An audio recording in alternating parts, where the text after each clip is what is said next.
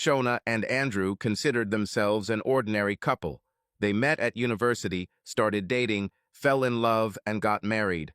Their relationship was not like a story about love at first sight, when after 5 seconds you realize that you have met your destiny. They fell in love gradually, getting to know each other more and more. At the beginning of this story, Shauna was 26 years old, an art graduate living in Galesburg. Andrew was a year older, 27, and had graduated from university with a degree in business management. Andrew graduated a year before Shauna and immediately took a job as a financial analyst at Strathmore International Bank in Glassboro. It was a highly competitive job that he enjoyed. Shauna, being more creative, found work with disadvantaged children, helping them gain self-confidence through art and theater. When Shauna graduated from university, she and Andrew got married and moved in together. At the time of this story, they had been married for 4 years. Andrew had one weakness: he was jealous of Shauna because she was very beautiful. He enjoyed competition with other analysts at work, but unlike most of his colleagues, he was married. Sometimes when his co-workers boasted about their weekend love affairs, Andrew became jealous. However, he would never cheat on Shauna because he loved her too much. Andrew had one main rival at work, Jordan. They got a job at the bank at the same time, and both were successful in their jobs. Jordan was more outgoing and, without a family, spent almost every weekend partying and spending his bonuses. Andrew did not like Jordan, believing that he was ready to drag any woman into bed. Sometimes their rivalry at work would spill over into the home, with Andrew complaining about Jordan to Sean.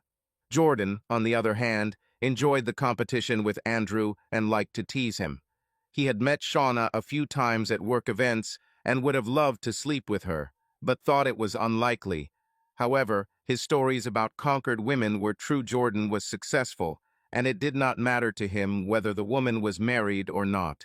Then there were changes in Shauna and Andrew's marriage that they didn't immediately notice.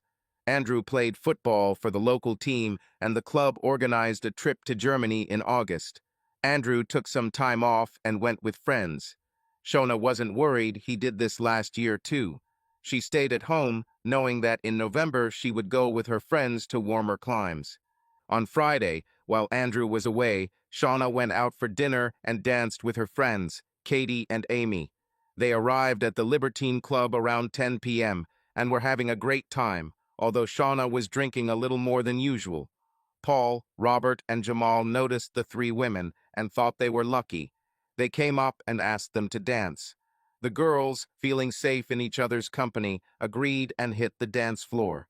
Robert danced with Shauna, gradually becoming more tactile, trying to understand her reaction.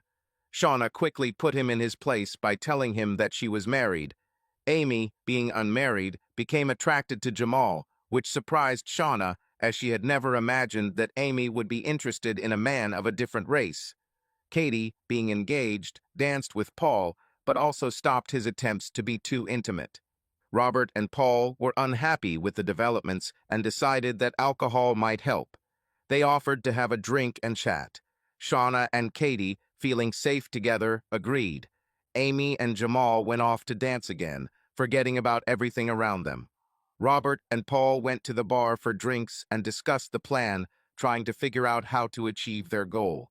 Outside the bar, Robert accidentally pushed someone and said, "Get out of my way," adding to Paul, "I'd love to have sex with Shauna. She's so hot and married."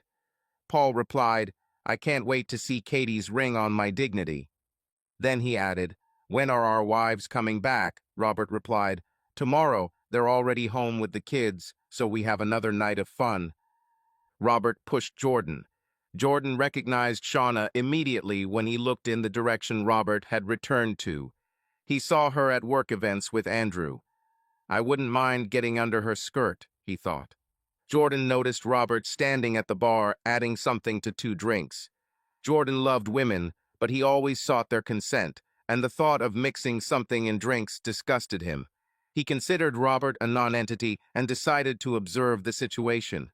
He couldn't turn to security because he noticed Paul shaking hands with one of the bouncers, after which he and Robert returned to the table.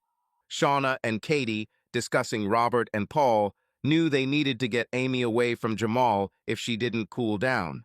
However, Amy and Jamal continued to flirt openly like young lovers. Robert and Paul returned with drinks, continuing to question the girls, trying to stay close. But when they invited everyone to dance again, the girls felt wary. On the dance floor, Amy approached her friends and whispered, "I'm leaving with Jamal, he turned me on." Shona and Katie were stunned, but had no time to stop her as Amy had already quickly left with him. Jordan watched this and realized that he could not do anything, since Amy herself was ready for adventure. Robert and Paul, noticing that they were now 2-on-2, began to act more insistently. They tried to get closer to Shauna and Katie, but the girls became increasingly cautious, backing away and trying to keep their distance. However, this only encouraged men who perceived it as a game. Jordan ordered a pint of cider, walked up to where Shona and Katie were, and, when confronted by them, spilled his drink on Shona. Jordan pretended to be surprised and said, "Shauna, I'm so sorry, I didn't notice you, but I should have. Is Andrew here?" Although he knew that he had gone on vacation. The spilled drink sobered Shona up a little. Recognizing Jordan from working with Andrew, she became angry. "Idiot, you ruined my dress." Jordan replied, "I will pay for any losses." Shona was furious, but also realized that Robert and Paul were starting to overstep their bounds again. Robert and Paul tried to get Shauna and Katie away from Jordan, but Jordan understood their intentions and said, "You two, Shauna and Katie, better go home. Maybe the dress can still be saved. I'll call you a taxi because it's my fault." Robert and Paul objected. "It's okay, we'll take the ladies home ourselves." Jordan insisted. "No, it's my fault and I have to make sure they get home safe." He opened the Uber app and called a taxi, escorting the girls to the exit where they collected their coats and bags. When they reached the door, the taxi had already arrived. Jordan quickly put them in the car, got in himself, and the taxi took them to Shauna's house. On the spot, Jordan invited Shauna and Katie to rest, and he returned to the city center to continue having fun, since the night was still in full swing. When Shauna and Katie got home, Shauna took off her dress and opened a bottle of wine to discuss the evening. They didn't even have time to finish the first glass before they fell asleep on the sofa. Meanwhile, Robert and Paul at the club were beside themselves with anger at Jordan, but realized that there was nothing they could do now. They decided to keep a closer eye on him in the future. Jordan thought no more about Shauna and Katie and soon found a beautiful 30-year-old account manager who looked similar to Shauna to spend the night with. When they woke up in the morning, Shauna and Katie were surprised where they were and couldn't remember what happened the night before. On Monday morning, when Andrew returned to work, Jordan was bragging about his day off and talking about how he spent the night with a beautiful blonde. Seeing that Andrew was listening, he decided to piss him off by hinting that the blonde was Shauna. Jordan approached Andrew and said, "Hello, Andrew. Tell Shauna I had a great time with her on Friday and I'll pay for any damages. It was a beautiful dress, or at least it looked beautiful on her." Shauna didn't tell Andrew anything about meeting Jordan because she barely remembered Friday night. Seeing the ruined dress, she was upset, but she never remembered what happened. Katie didn't know either because Robert had spiked their drinks. They had forgotten the events of the previous night. Andrew was furious because Jordan appeared to be bragging about sleeping with his wife. He wanted to deal with Jordan, but his boss called him, and then he was busy all day. Thoughts about what he had heard from Jordan haunted him. Jealousy was eating away at him, especially because Shauna hadn't said anything about meeting Jordan, and now Jordan was bragging about cuckolding him. Andrew had a terrible day, making several serious mistakes that could have cost the bank millions if his boss had not intervened. This made him even more irritated and confrontational. Jordan had already left by that time, and Andrew decided not to give him a reason for further mockery, going home to sort things out with Shauna. Shauna had a tough day at work. One of her students died of an overdose over the weekend, which made her especially emotional. She waited for Andrew to return so she could hug him. He always made her feel safe. Shauna was sitting in the kitchen with a glass of wine, wondering what to order for dinner, when she heard Andrew enter. She called, "I'm in the kitchen, drinking wine. Would you like a glass?" Andrew shouted. "Why did you sleep with him, you girl of easy virtue?" "Not with him. Why him?" Shauna was shocked by this beginning and replied, "I don't know what you're talking about. I haven't slept with anyone since I met you." Andrew continued, "I heard with my own ears how he boasted about it. He said that you agreed to go to bed with him so quickly that you ruined your dress. So why him, bitch?" Shauna said. "Who? I didn't sleep with anyone, believe me." Andrew asked.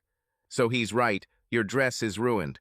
Shauna was puzzled because Jordan clearly knew the dress was ruined, but she didn't remember meeting him on Friday, much less spending the night with him. Shauna said, "Yes, someone poured a pint of something on the dress and ruined it. But I don't remember who did it, and I certainly didn't spend the night with Jordan." Then she added, "If you don't believe me, ask Katie. She was with me on Friday and stayed overnight." Andrew said, "So why is Jordan bragging about sleeping with you over the weekend?" Shauna thought about it and realized that Jordan probably saw her and decided to play on Andrew's feelings. She said, "Jordan decided to make a fool out of you, and I'm sure you acted like a fool all day." Andrew was shocked by this assumption. He remembered his behavior that day and realized that his bosses would now trust him less. However, Andrew still had a small drop of doubt. The next morning, Andrew went to work, still with thoughts tormenting him inside. He knew he was competing with Jordan and knew he had to maintain his composure or he would lose his edge. Andrew decided to focus on work and leave all questions for later. Jordan noticed Andrew and realized that he was angry with him. "How can I unsettle him today?" Jordan thought. He guessed that something he had said had angered Andrew, but he couldn't figure out what it was that had caused that reaction. Another analyst, Mark, who also worked at the bank, sat down next to Jordan. He had noticed the tension between Jordan and Andrew the day before, and now wondered how events would develop today. Mark concluded that Andrew was very jealous and wondered, what if Jordan slept with his wife over the weekend? Mark himself met Shauna several times and tried to flirt with her, but she always rejected him. Mark decided to find out who Jordan spent the weekend with. This was a little difficult, since Jordan, although he liked to brag about his successes, was always too much of a gentleman to name names, especially when it came to married women. The only exceptions were cases when a woman's husband crossed his path too much. Mark struck up a casual conversation about the past weekend with Jordan and Andrew and quickly realized that Andrew was away and Jordan was out clubbing. This caught Mark's attention. Now he did not exclude the possibility that Shauna could meet with Jordan. Then Mark asked Jordan, "So how did Shauna move there?" Jordan was surprised by the question and thought it was about dancing. He replied, "Oh, she sure knows how to move and loves to be close to others." Andrew, who was also participating in the conversation, tensed. Doubts washed over him again, and he began to think that maybe Shauna had cheated on him. He tried to turn it into a joke. "Shauna really likes to look, but not touch." But it was clear how anger was beginning to cover him completely. Mark added fuel to the fire. "Well, come on, tell me what happened." He turned to Jordan. Jordan, realizing where the conversation was going, thought, should I tell the truth or piss Andrew off a little? He chose the second option. "Well, you know, I'm a gentleman. I never talk about details, especially when it comes to married ladies," he added with a grin. Andrew jumped up after these words and left the room, slamming the door. He knew that if he stayed, he would lose control and possibly his job. Andrew grabbed the phone and dialed Shauna's number. He needed to know if she cheated on him with Jordan. The call almost went to voicemail when Shauna answered. Shauna was surprised that Andrew was calling her from work, knowing there was a strict ban on personal calls during work hours. She replied, "Hello, dear, is everything okay?" Andrew shouted into the phone. "You are a dirty girl of easy virtue. Why did you sleep with him?" Shauna almost dropped the phone, but she held herself back and waited until Andrew was silent. When the line went quiet, She checked to see if he had hung up the call. Andrew was still on the line. Shauna knew she had to say something. "Andrew, don't shout. Do you want to discuss this tonight, or are you going to keep yelling?" Andrew realized that he had gone too far and tried to calm down. "I want to know what's going on between you and Jordan. Did you sleep with him?" Shauna, realizing how much Andrew hated Jordan, replied, "As I said yesterday, I didn't sleep with Jordan. I was with Amy and Katie, and on Saturday morning Katie stayed with us." "You talked to her yourself, she confirmed it to you," Shauna added. This statement put Shauna in an awkward position, as neither she nor Katie remembered getting home on Friday night. To avoid awkwardness, they agreed to assume that nothing had happened. "Jordan is just messing with you. You know I love you too much to cheat on you, especially with such a vile guy." Andrew still had his doubts. He trusted Shauna, but his jealousy, especially with Jordan, haunted him. "How did he know about the dress?"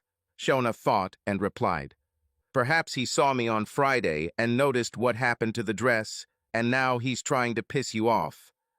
"Why don't you ask him what happened to the dress?" Andrew replied irritably. "Don't worry, I'm sure there's a logical explanation for this. See you in the evening, we'll talk." Shauna called Katie to see if she remembered anything about Friday night.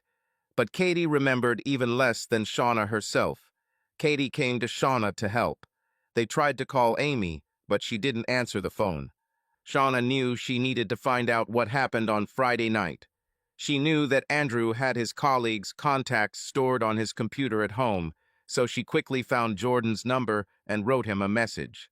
"Jordan, this is Shauna, Andrew's wife. We need to talk about Friday." Shauna hesitated before sending the message. She knew Jordan could use this to piss Andrew off even more, but she needed to know the truth. Shauna pressed send. She then opened a bottle of wine to drink with Katie as they tried to recapture the weekend's events. However, alcohol did not help clear up the memories. They tried calling Amy again, but only received a text. "I'm busy, I'll call you later." They both knew that when Amy gets a new boyfriend, she forgets about her friends until disappointment sets in. An hour later, Shauna received another text, this time from Jordan. He wrote, "Meet me at the Crystal Palace at 6 p.m. Shauna turned to Katie and said, "Damn, I have a meeting, but Andrew will expect me to be home at that time." Katie replied, "Tell Andrew that you need to go into town to get your dress dry cleaned. I'll stay here and try to convince him about Friday. Remember, it's important to me too that we stick to this story." Shauna sighed. "Yes, you are right."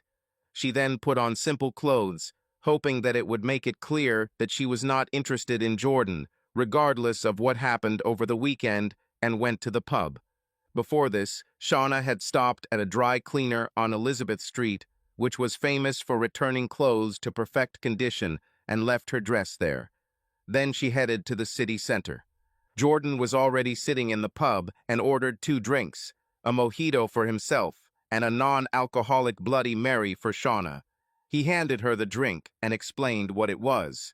Jordan said he thought Shauna probably wouldn't want to drink alcohol. "So what happened?" asked Shauna. Jordan replied, "You look amazing when you're angry, and these clothes look great on you." "Fuck you," Shauna replied sharply. "Tell me what happened." Jordan chuckled. "SHHTSH, such words do not suit beautiful ladies." Shauna got angry at his tone. "If you're not going to tell me anything, I've wasted my day. I'm leaving, but I'll remember what an idiot you are." Jordan raised his hands in a conciliatory gesture. Okay. This will be in 2 parts. I'll tell you the second one first." "Let's get to the point," Shauna said. Jordan continued. "Andrew is so easy to piss off, and I like to show him and everyone else who's the best, me. He clearly doesn't trust you, just like he doesn't trust me. Well, I understand. He knows how successful I am with women. If you want, I can give recommendations." "You could use a little less self-praise sometimes," Shauna interrupted. "Andrew needed to be reminded who's boss, and he let me do it this week. That's why I teased him." "Do you know that you are a bastard?" Shauna interjected. "Sometimes," Jordan continued, but I like to win fairly. And now about Friday night. You were with your friends at the bar. A couple of men tried to picture you and your friends. One of your friends even went out with one of their friends. These guys were married, but without rings. They tried everything to seduce you, but you and your friend rejected them. As they went to the bar to get drinks, I overheard them talking about adding something to your drink. I couldn't do anything while they were at the counter except watch. When I saw that they made a move, I approached you. You looked a little out of it, so I poured a pint of beer on you. Then he insisted on putting you and your friend in a taxi and taking you home. Make sure you got there safely, and then found someone to comfort the brave hero. That's the whole story, except for how I pissed Andrew off. But he deserved it.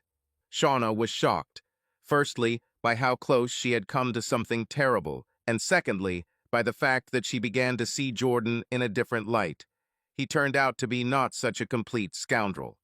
Why didn't you tell Andrew what happened? Why did you tease him like that? She asked, although she knew it was just part of their games. Do you want me to tell him the truth?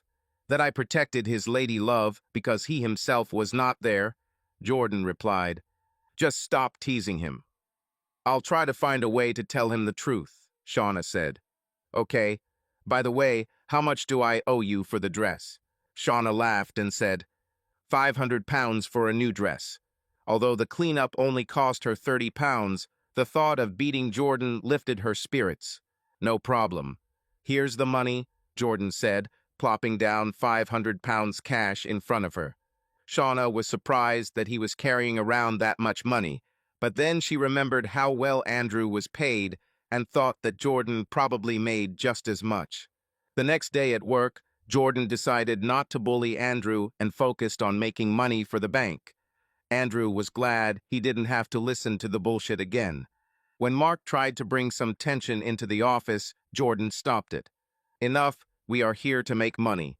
At the end of the working day, their manager gathered the whole team and said that there was too much tension in the team. So on Saturday, everyone had to come to a party where they could bring a partner. The atmosphere at Shauna and Andrew's home remained tense all week. Andrew mentioned the party and said you could bring your partners along. He hoped Shauna wouldn't want to go to avoid Jordan. Shauna thought about it, but decided that if she didn't go, it would look like a sign of uncertainty about her fidelity. Let's go for an hour, and then we'll go to the club, she suggested.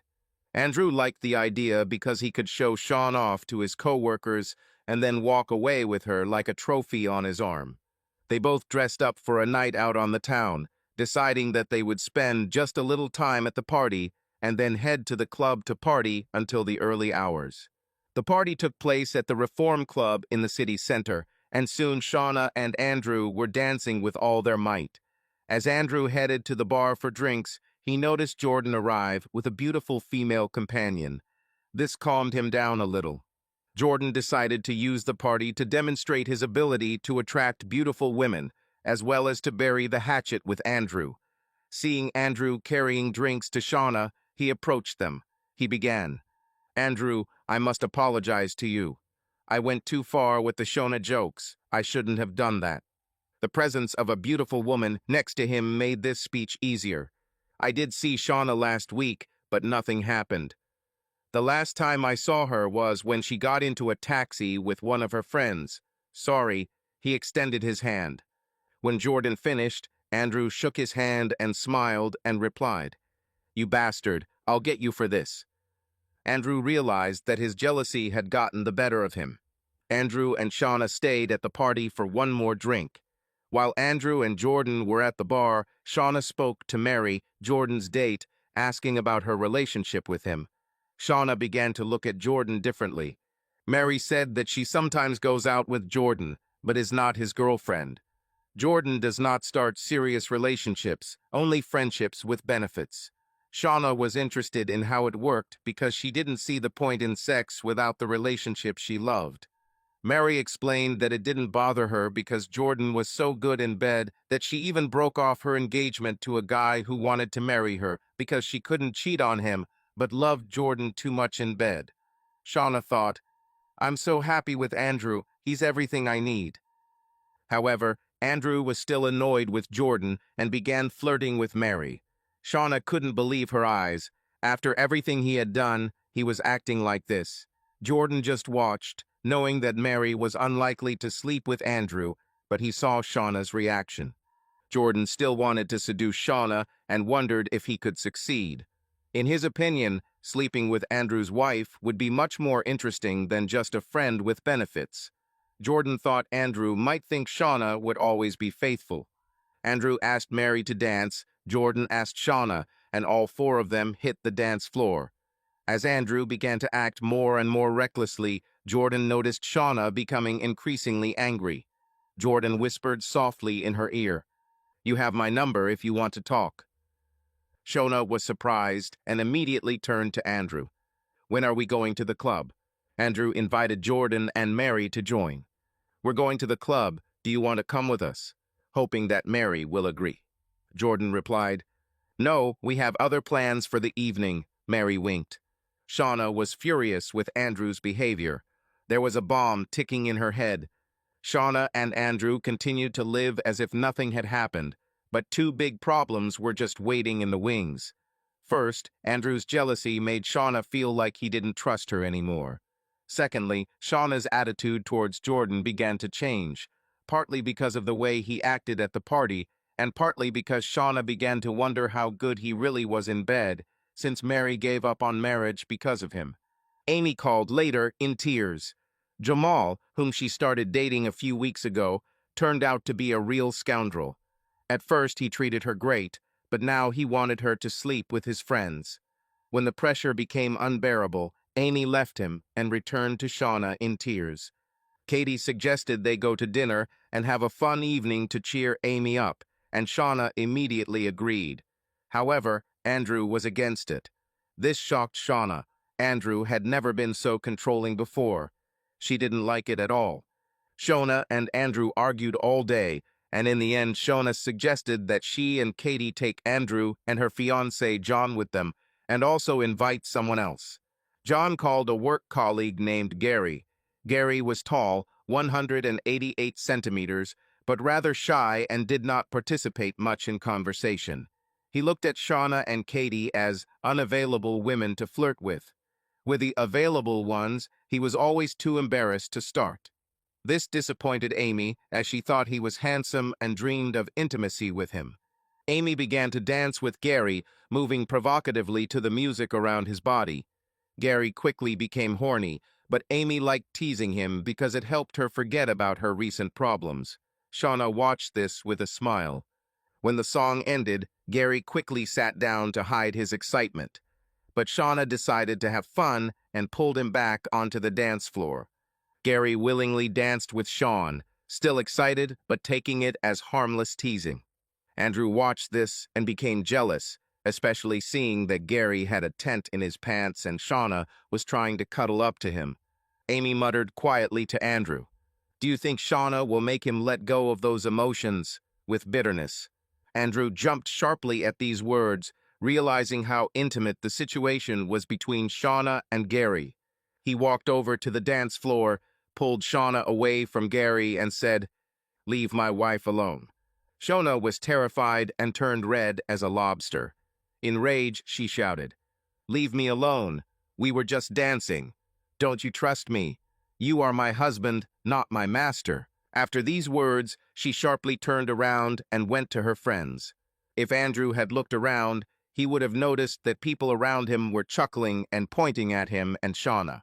Andrew was taken aback by her reaction and followed her to apologize, but Shauna ignored him. Gary, feeling guilty about what had happened, put on his coat and left, telling John that he was sorry for ruining the evening and that he would see him on Monday at work. Shauna immediately jumped up and caught up with Gary. "You didn't ruin anything," she said. "This idiot is to blame, and you were just having fun." After these words, she kissed him passionately, as if it was both a way to console Gary and punish Andrew. Gary felt the excitement wash over him again, but Shauna quickly ran her hand over his groin and whispered, "Great, you should get Amy's number. I'm sure she can make up for this evening later on the weekend." Gary was confused and muttered, "Everything is fine." Then he hastily retreated into the night. Katie and Amy just laughed at his departure, sympathizing with the poor guy. Shauna turned to Andrew and glared at him, hissing, "Stop embarrassing me and poor Gary." Andrew began to defend himself. "I know how beautiful you are, and I'm afraid that men might take advantage of it. I know what kind of scoundrels there are, and they are just waiting for an opportunity to seduce beautiful women." Shauna responded, "You don't trust me? Do you think I can't tease someone and leave them with nothing?" She was starting to get annoyed by Andrew's controlling behavior. She remembered how he doubted whether to let her go tonight, and suddenly she thought that Jordan was right. Shona was completely fed up with this and said, "Fuck you, Andrew. See you at home. And Katie, Amy, and I are going to the club. If you don't like it, you have to accept it. Sorry, John. I'm sure Katie will make up for it later." With a wink at John, Shauna, Katie, and Amy grabbed their bags and left. Andrew tried to follow them, but Shauna turned around and glared at him. Andrew realized he had gone too far and retreated, returning to John and collapsing in his chair. Katie and Amy were annoyed their evening outing had turned into a disaster. Katie said bitterly, "I think that's enough for today. You and Andrew can sort out your happy marriage." They called a taxi and quickly left. It was decided that Shauna would be dropped off last as Katie and Amy lived nearby. Shauna was still seething with anger at Andrew's behavior and decided to text Jordan, "Where are you?" Jordan was surprised by her message and replied that he had just left King Toots. His evening was fun, but he never found anyone he liked. As Katie and Amy got out of the taxi, Shauna looked at her phone.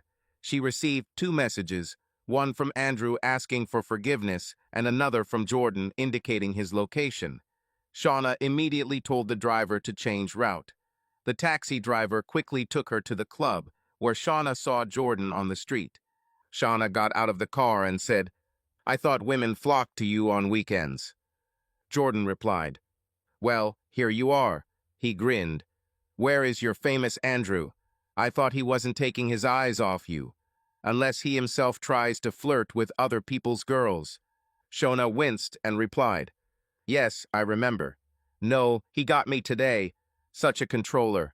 I decided to have some fun for myself and thought about who the funniest, yet decent man I know is." She winked. Jordan laughed. "So it wasn't at hand, and you wrote to me." They continued flirting, and Jordan paid his way into New Muzak. Soon they were dancing enthusiastically, their hands touching each other more and more often. Shauna asked Jordan, "Bring me a drink, and not a Virgin Bloody Mary this time." When Jordan returned with a drink, Shauna found a table, and they sat down to talk. Shauna remembered Mary's words about what a good lover Jordan was and decided she had the courage to ask about it. "Mary speaks very highly of you. Are you really that skilled in bed?" Jordan laughed. "Well, I know one way for you to check it."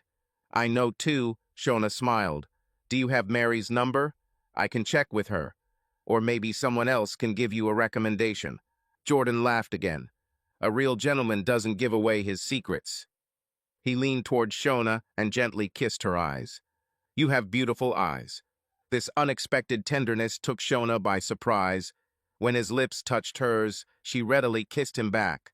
Jordan slid his fingers down her body, continuing to kiss her face and neck softly. Shona really liked this attention, and soon she was pressing his head to her chest. When Shauna's phone rang, there was another message from Andrew. He demanded to know where she was and wrote that he knew she was not with Katie and Amy. This infuriated Shauna, and she told Jordan, "He's such a jerk sometimes." Shauna decided to tease him back and wrote, "I'm at the dance. I don't need you watching me 24/7. By the way, what's Jordan's number? There's simply no one decent here."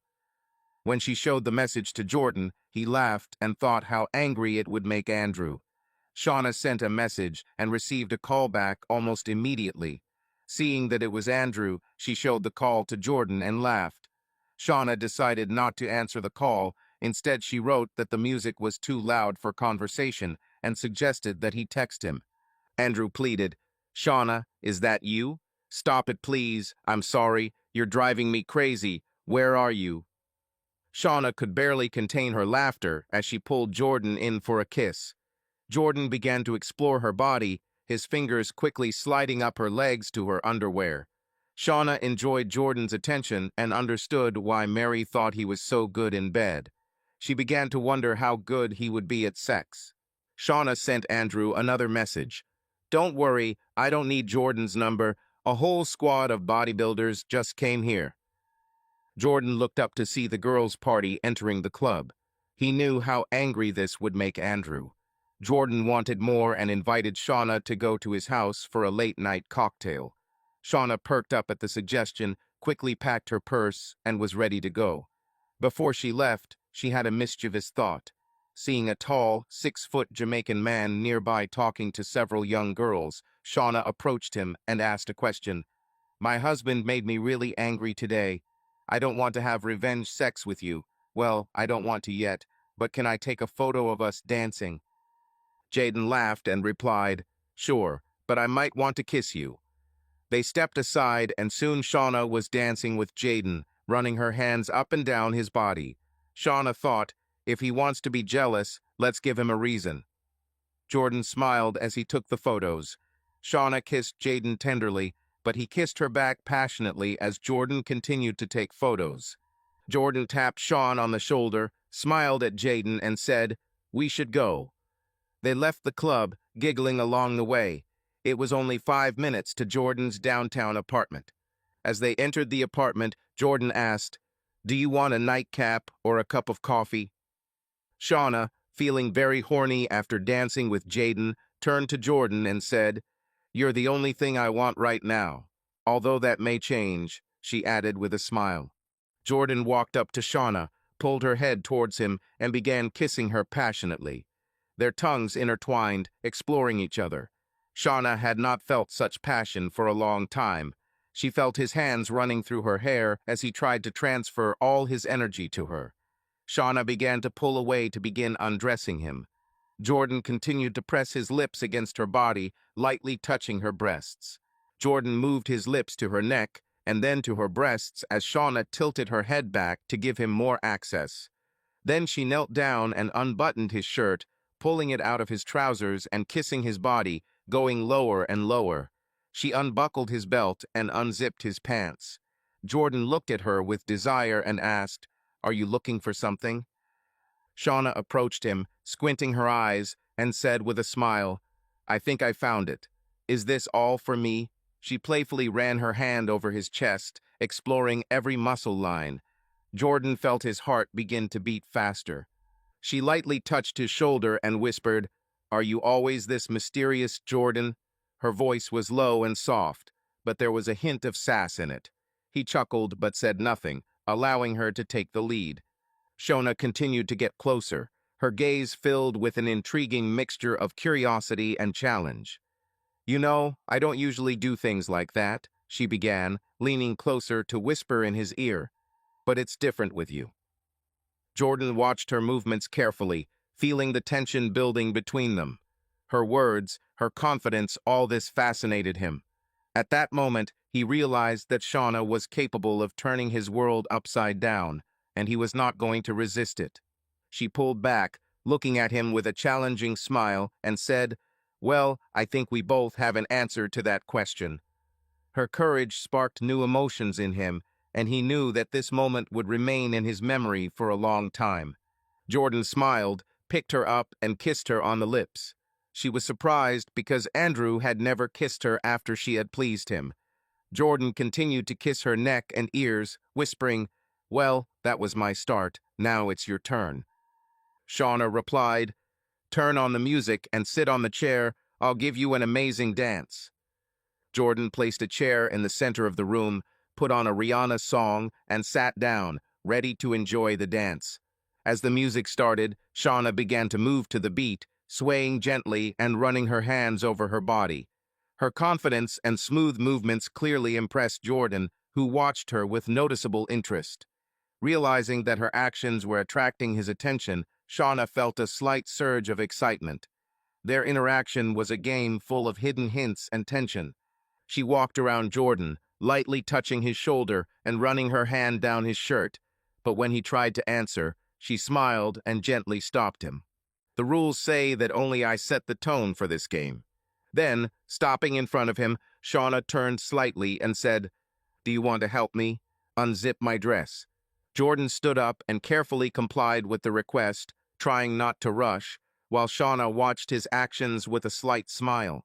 But when he allowed himself too much, she gently pulled his hand away and, winking, said, "Patience, everything should happen in due time. Now sit down." Jordan sat down and Shauna took off her dress, leaving her in just her panties, bra and high heels. She tossed her dress aside and continued dancing to the music, twirling around Jordan. She swayed her breasts in front of him, then turned her back and seemed to rub against him, imitating the movements. Jordan became increasingly excited, eagerly awaiting the moment when he could take possession of Shauna. Her bra clasped in the front, and she slowly undid it, then clasped it back again, slightly teasingly. This little dance between them lasted for several moments, adding to the tension. Soon the bra was on the floor next to the dress. Shauna began circling Jordan again, touching him playfully and swatting him away when he tried to touch her shoulders. Then she stopped, took a step back, and, smiling lightly, took off her panties, turning away from him. She paused for a moment, as if collecting her thoughts, and then turned to him with a sly smile. "Surprised?" she asked, looking at him with a challenge in her eyes. Jordan, amazed at her courage, only grinned in response. Shauna came closer and said quietly, "I hope you're ready." She wrapped her arms around his neck, and their embrace became closer. Jordan picked her up, and she wrapped her legs around his waist. They slowly moved towards the wall, where he stopped, holding her. "It seems like we'll have something special," he said with confidence, looking her straight in the eyes. Shauna just smiled back, her laugh sounding like a promise. Jordan and Shauna spent time together like she had never experienced before. Her heart beat faster from how much he understood her desires and feelings. He was attentive to her, trying to give her maximum pleasure. After they spent a passionate evening together, Jordan, without losing tenderness, moved her to the bedroom. He carefully covered her, but could not resist once again expressing his affection. Jordan gently kissed her arms, her neck, studying her reaction, and she smiled, feeling wanted. A phone call broke their idyll. It was Andrew, and Shauna realized she was in for a difficult conversation. However, looking at Jordan, she realized that now she wanted to stay here, in this moment where she felt like herself. "It's Andrew," she said calmly, turning off the phone. Jordan, noticing her choice, just chuckled slightly and replied, "You are here, and that's the main thing." Shauna felt like she was taking a step towards something real for the first time, something she might have been looking for a long time. Take the phone and see what he wants. Shauna reluctantly agreed, realizing that Jordan wanted to take advantage of the situation again to tease Andrew. She went to the phone and saw the message. Andrew was alternately angry and apologetic. He wrote, "Where are you, girl of easy virtue? I hope you behave," or, "I'm sorry, please don't do something you'll regret later." Shauna looked at Jordan and said, "Andrew calls me a girl of easy virtue or humiliatingly apologizes." Jordan, contemplating his next move, suggested, "I have an idea. Remember the photo we took of you and Jaden? Send it with a text. Apologize, otherwise I'll find something to do with myself this evening. It will make you look cocky, but it won't show that you are here with me." Shauna smiled with delight. It was a great idea. She quickly typed a message. "Apologize, otherwise I'll find something to do with myself. I haven't started yet, but I'm ready and capable," and attached a photo. Clicking send, she waited for a response. The wait was not long, although time passed painfully slowly for Shauna. During this time, Jordan suggested opening a bottle of wine to while away the wait, and they moved to the kitchen. Both were completely naked. Jordan, as if emphasizing his power, freely ran his hands over Shauna's body, either caressing her breasts or stroking her hips. He showered her with compliments. "You are beautiful, and in bed you are a real tigress." These words inspired Shauna, raised her self-esteem, and Jordan knew that this was exactly what she needed right now. Soon the phone rang again with a new message from Andrew. "I'm sorry, I'm so sorry, please don't do this." Shauna looked at the screen with a grin and showed the message to Jordan. He smiled smugly and said, "It's a little late for an apology, isn't it?" Shauna asked. What should I answer him? Jordan thought for a minute and said, "Why don't you return to him, pretending to be a slutty but faithful wife? And I'll see you later." Shauna replied, "Don't you want one more time? I love your size. Come on, take me one more time." Jordan realized that she was in his power and said, "I would like to have sex with you every day. I would really like it, but now go back to your husband, and we will agree on a second round later. I know you want this, so see you later. And remember what Mary said, I'm into sex, not relationships." Jordan was pleased with his restraint, knowing that by keeping her waiting, he would ensure that she herself would yearn to return to his bed. Or he'll end up in her bed, or even her husband Andrew's bed. Shauna pouted. "What if I don't come back? Don't you love me?" Jordan replied, "You'll be back. You love the way I have sex with you, love my body, and you enjoy having sex with me while you're married to Andrew just as much as I do." Shauna took a quick shower to try to hide any traces of her escapades and began to get ready, swaying flirtatiously to get Jordan's attention. When she was ready, Shauna asked Jordan to call her a taxi. Jordan suggested that she better catch a taxi on the street, pretending that she had just left the club. Shauna texted Andrew, "I'm just leaving the club. I'm catching a taxi. I'll be there soon." Jordan kissed Shauna passionately before she left, making her even more eager to continue. Shauna left. 20 minutes later, Shauna was already home. When she entered, she was overcome with fear. Would Andrew understand what a slut she was? Walking into the house, she saw Andrew sitting on a chair with a bottle in his hands, his head bowed. Andrew, looking at Shauna, began to cry. "Sorry. I talked to Katie and John, and they said I was being a real jerk at the club, and you just wanted to unwind. Please tell me the truth. You haven't slept with anyone, have you?" Shauna was shocked by what was happening and replied, "Trust me, Andrew, Katie is right. I just wanted to have fun, dance, and you tried to control me. I haven't slept with anyone since I met you." Andrew asked, "What about the photograph? Who was it?" Shauna replied, "When you wrote to me, I was still angry with you. I approached one of the men in the club and asked to take a photo to annoy you. He didn't mind. I was furious because you tried to lock me up, so I decided to tease you." Even as she told these lies, Shauna could see Andrew gradually believing her. Andrew said, "Okay, you really came home quickly as soon as I wrote. Come to me, I want to hug you."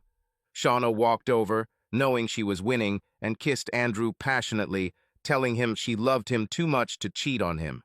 They went to bed, too emotionally exhausted to do anything. They had a different night. Andrew tossed and turned, thinking about Shauna dancing with other men and his jealousy, and Shauna remembering her adventures with Jordan, knowing that she would have to see him again. They spent the rest of the weekend tiptoeing around each other, avoiding the topic of Friday night, and hoping things would work themselves out. Shauna was worried about what Jordan would say on Monday and texted him asking him to keep quiet about their meeting. Jordan just looked at the message smugly and didn't respond, feeling like he was in complete control of the situation. Jordan didn't say anything about Sean on Monday, instead talking about his other successes over the weekend. However, he didn't miss the opportunity to make fun of Andrew as usual, calling Shauna beautiful. Andrew did not consider this anything unusual and was sure that Shauna belonged only to him. On Monday evening, Katie and John went to Andrew and Shauna's to discuss their wedding plans since Andrew was best man. Katie and John told Andrew off for his behavior over the weekend, saying he needed to get rid of his jealousy. They reminded him that he himself liked to flirt and often talked to other women, so he should stop doing this. Shauna was both happy that Andrew was getting a scolding and felt guilty about Jordan. Katie then suggested that since Andrew ruined Amy's night out on Friday and Jordan had been nice to them last week, he could arrange a meeting between Amy and Jordan, or at least invite Jordan to join their group for the weekend. Shauna nearly dropped her glass at that suggestion. The last thing she wanted was to spend the evening in the company of both Andrew and Jordan. She tried to dissuade Andrew from this idea, but Katie was persistent, and John supported her. Andrew thought that if Jordan was busy with Amy, he wouldn't be interested in Shauna and agreed to talk to him. As the evening ended, John reminded Andrew that football practice was about to start and asked if he was ready to play. The next day, Shauna went to Katie's for lunch. She was angry that Katie suggested Jordan for Amy, and it quickly became apparent. After a glass of wine, Katie started asking questions, and Shauna couldn't help but blurt out the truth. She slept with Jordan over the weekend. Katie was shocked. She told Andrew that Shauna wasn't cheating, and now she felt cheated. She was also against cheating and openly expressed her disdain. Katie started to shoo Shauna away, but she begged her to stay and listen. Katie sat down and said that she wanted to know why Shauna did it, but she didn't want to hear any details because they would only disgust her. Shauna started by trying to blame Andrew, his jealousy, and how she tried to get rid of it. Katie countered that he seemed to have every reason to be jealous, especially since Shauna had called him out on him last night, even though she had cheated on him. Katie wanted to know more. Shauna then revealed that she met Jordan last week, and he impressed her with his confidence and the way he acted like a true gentleman. He just turned out to be what she imagined the ideal man to be, especially after she was told he was great in bed. Subconsciously, she began to feel attracted to Jordan, and when Andrew acted like a jerk again, that was the last straw. Katie scornfully asked if Sean loved Jordan and if she was going to be honest with Andrew. This made Shauna question her feelings for Jordan and Andrew. As she thought about it, Katie reminded her what Andrew had given her, what a wonderful lifestyle she had now, that she could do charity work because he paid all the bills and truly loved her. Shauna felt even more guilty because despite his jealousy, Andrew was otherwise a wonderful partner who always supported her. But then she remembered Jordan and realized that she had to be with him again. Katie then asked how well Shauna knew Jordan and if he was interested in anything other than pissing Andrew off. Shauna was confused because all she knew was what a good lover he was, and his apartment didn't reveal any details about him. Shauna realized that she was only attracted to Jordan because he was so masculine and confident. Katie asked if Jordan wanted to marry her, which made Shauna remember Mary saying that Jordan was only interested in sex. Katie reminded Shauna that Jordan was due to come over on Friday and suggested that she break things off with him early, or they would have trouble maintaining their friendship. Katie was fuming that Shauna had embarrassed her and made her feel cheated. Meanwhile, at work, Andrew asked Jordan if he was free on Friday to join him and his friends for dinner. Jordan was surprised by this unexpected courtesy, but quickly agreed. Andrew suggested inviting a few beautiful women so Jordan wouldn't have to flirt with Shauna. Jordan responded that she would probably be the most beautiful woman at the party. This irritated Andrew because his jealousy was still kicking in, but he also thought that Shauna was beautiful and that she belonged to him. Andrew also invited Jordan to join his amateur soccer team, noting that practice would be on Wednesday night. Shauna bought a new phone, which Andrew didn't know about, so she could text Jordan. Soon she was sending him a message, praising him in bed and confessing how much she loved having sex with him. Shauna felt very guilty about continuing her relationship with Jordan, but knew that he had won her mind with his passionate behavior. She pretended the messages were about ending the relationship, but deep down she doubted she could keep her promise to Katie. When Shauna and Andrew made love on Monday night, for the first time in her life, she pretended that Andrew was great in bed. She tried to compensate for her betrayal. On Wednesday morning, Shauna received a text. "My place, 6 p.m." It was from an unknown number. Shauna panicked as she was planning to meet her colleagues. She texted Jordan, "I can't, I have work to do." In response, a message came, "This chance comes once in a lifetime." Shauna replied, "Please, another time I can't." Then a photo came from the same number that showed a naked Jordan. Shauna was torn. She hadn't told her friends about Jordan, but she missed him so much. She wanted to say no and meet her colleagues, but the temptation was too strong. Shauna called her friend Kelsey from work and said, "I can't come, so I decided to surprise Andrew. If he asks, say that I was with you." Kelsey jokes, "Have you taken a lover, you dirty girl?" implying that this is a joke. Shauna responded, "You know I'm only with Andrew, no matter how annoying he can be." After finishing the call, Shauna texted Jordan, "See you tonight." The response message read, "Dress code, cocktail dress and heels, nothing else." 9 hours later, Shauna was sitting in a taxi feeling incredibly slutty. She put on makeup, tidied herself up, and constantly adjusted the hem of her dress so that it would not ride up. She enjoyed the taxi driver's reaction and decided to tease him by running her fingers along her thigh. This turned her on even more. Suddenly, the car almost collided with the bus, a horn sounded, and someone shouted, "Watch where you're going, you idiot." Shauna was enjoying her game until she got to Jordan's house. Approaching the door, she rang the bell, but no one answered. She began to worry that she had the wrong address or had been set up. Then a message came. "You are 10 minutes late. Go to the Stream Bar, sit at the bar, and order a cocktail." Shauna looked around, noticed a bar across the street, and quickly headed there so that no one would see her. After ordering a cocktail, she realized that Jordan was playing with her. She couldn't leave, so she sat down to wait. After some time, they brought her a drink for which she did not pay. Finding out that it was a gift from a man at the end of the bar, she looked around, hoping to see Jordan, but was disappointed to notice a fat old man with bad teeth. At this moment, the door opened and Jordan walked into the bar with two friends. He looked like he knew them very well. Shauna stood up from her seat to go to Jordan and greeted her with a kiss, first tenderly, then passionately pulling her towards her. Jordan said, "Hi, this is Michael and Assad. They live below me. This is Shauna, my friend." Assad said, "Well, if that's how you greet your friends, no wonder women are chasing you." He invited them to have a drink and sit down at the table. Michael went to get drinks, Jordan and Shauna sat together, and Michael and Assad sat across from them. It quickly became apparent that Michael and Assad were a couple and very comfortable with Jordan. Assad asked, "So how did you two meet?" Jordan said, "Through a mutual friend," winking at Shauna as he said it. Jordan started running his hands up and down Shauna's legs. She loved the feeling and thought that all the people in the bar were bringing out the exhibitionist side in her. Jordan continued, "She really loves sex." Shauna spat out some of the drink she was drinking. Michael and Assad noticed the rings and smiled. They knew Jordan was single. Jordan treated them great when they moved in, and when a couple of locals insulted them, Jordan stood up and immediately defended them, and one time almost got into a fight.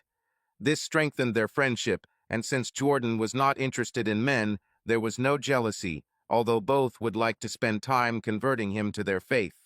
Jordan continued to slide his hand down Shauna's leg, and when she realized she did as she was told, Jordan touched her hand softly, causing Shauna to flutter, and then moved his hand away, causing her to frown slightly at the sudden pause.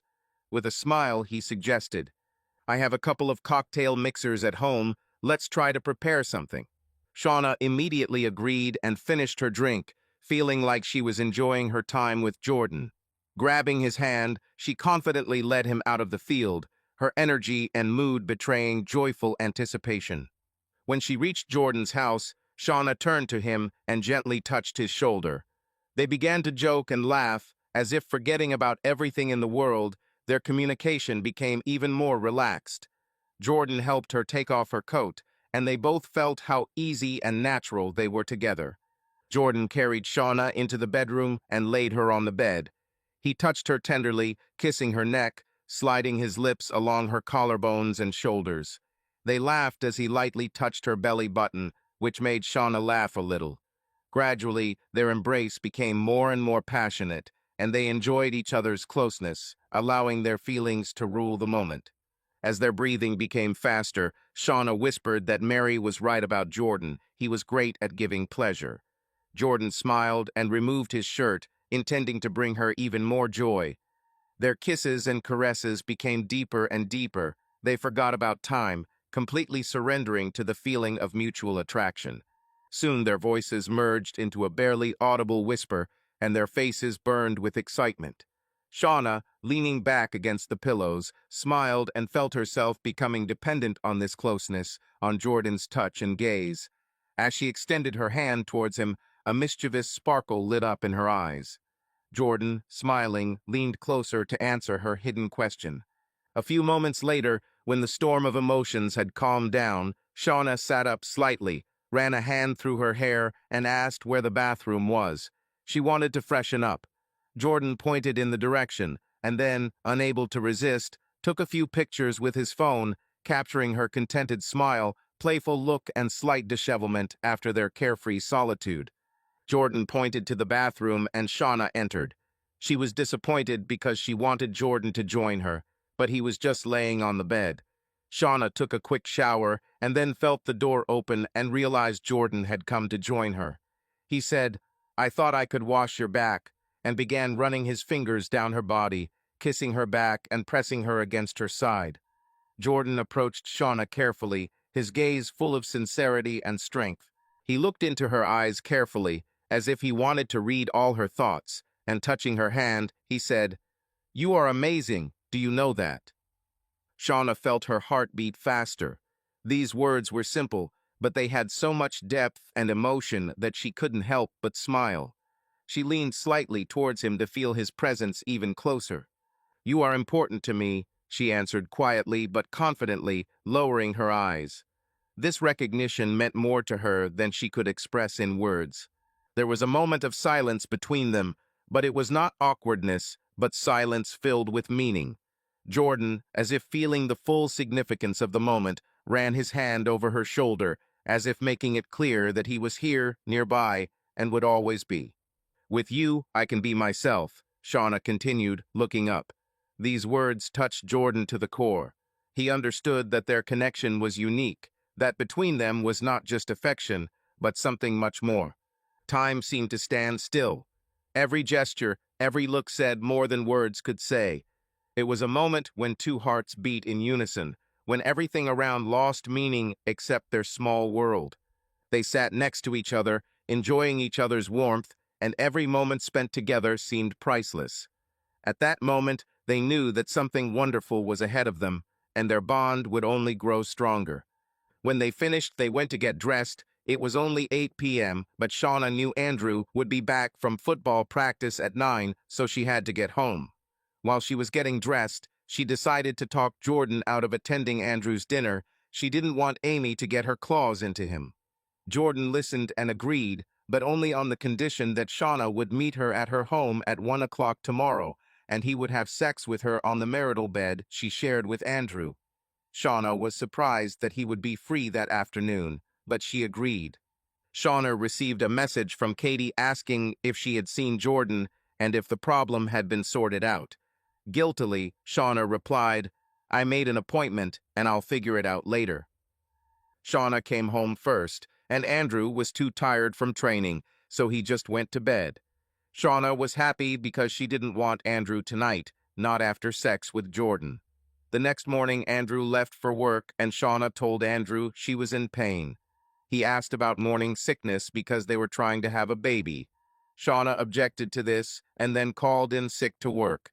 Shauna was so nervous about having sex with Jordan in her own home, in the bed she shared with Andrew. Shauna knew the answer, but she simply loved sex with Jordan too much. Then there was a knock on the door. Shauna jumped up and ran towards it.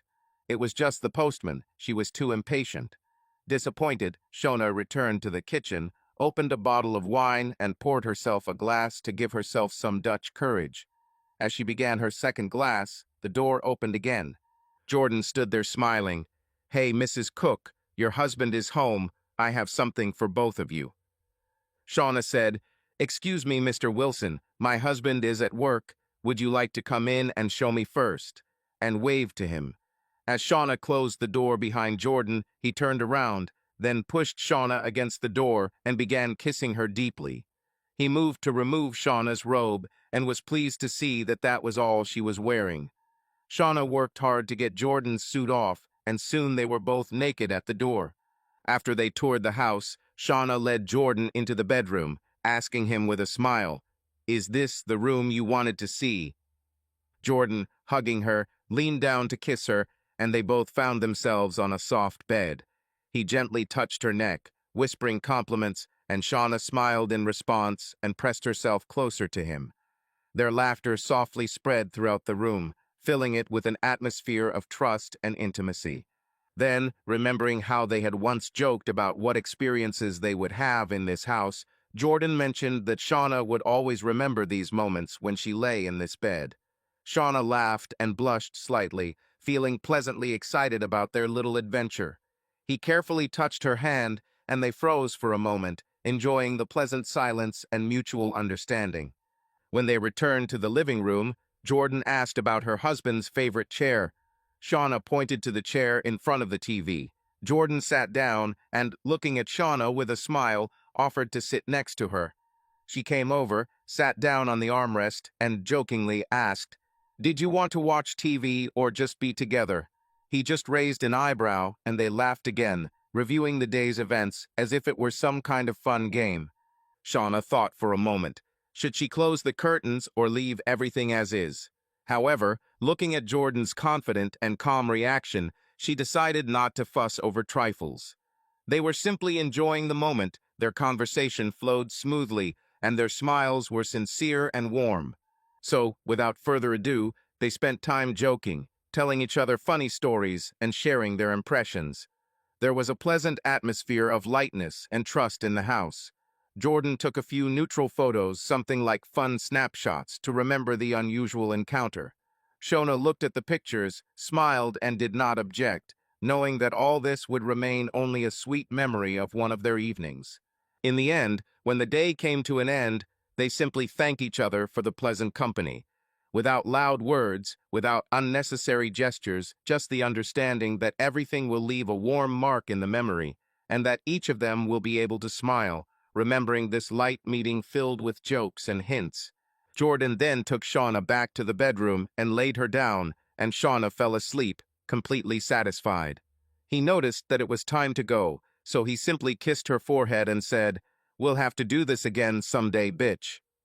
Jordan then got dressed, decided to clean up the house so as not to leave any evidence that he had been there, and then left.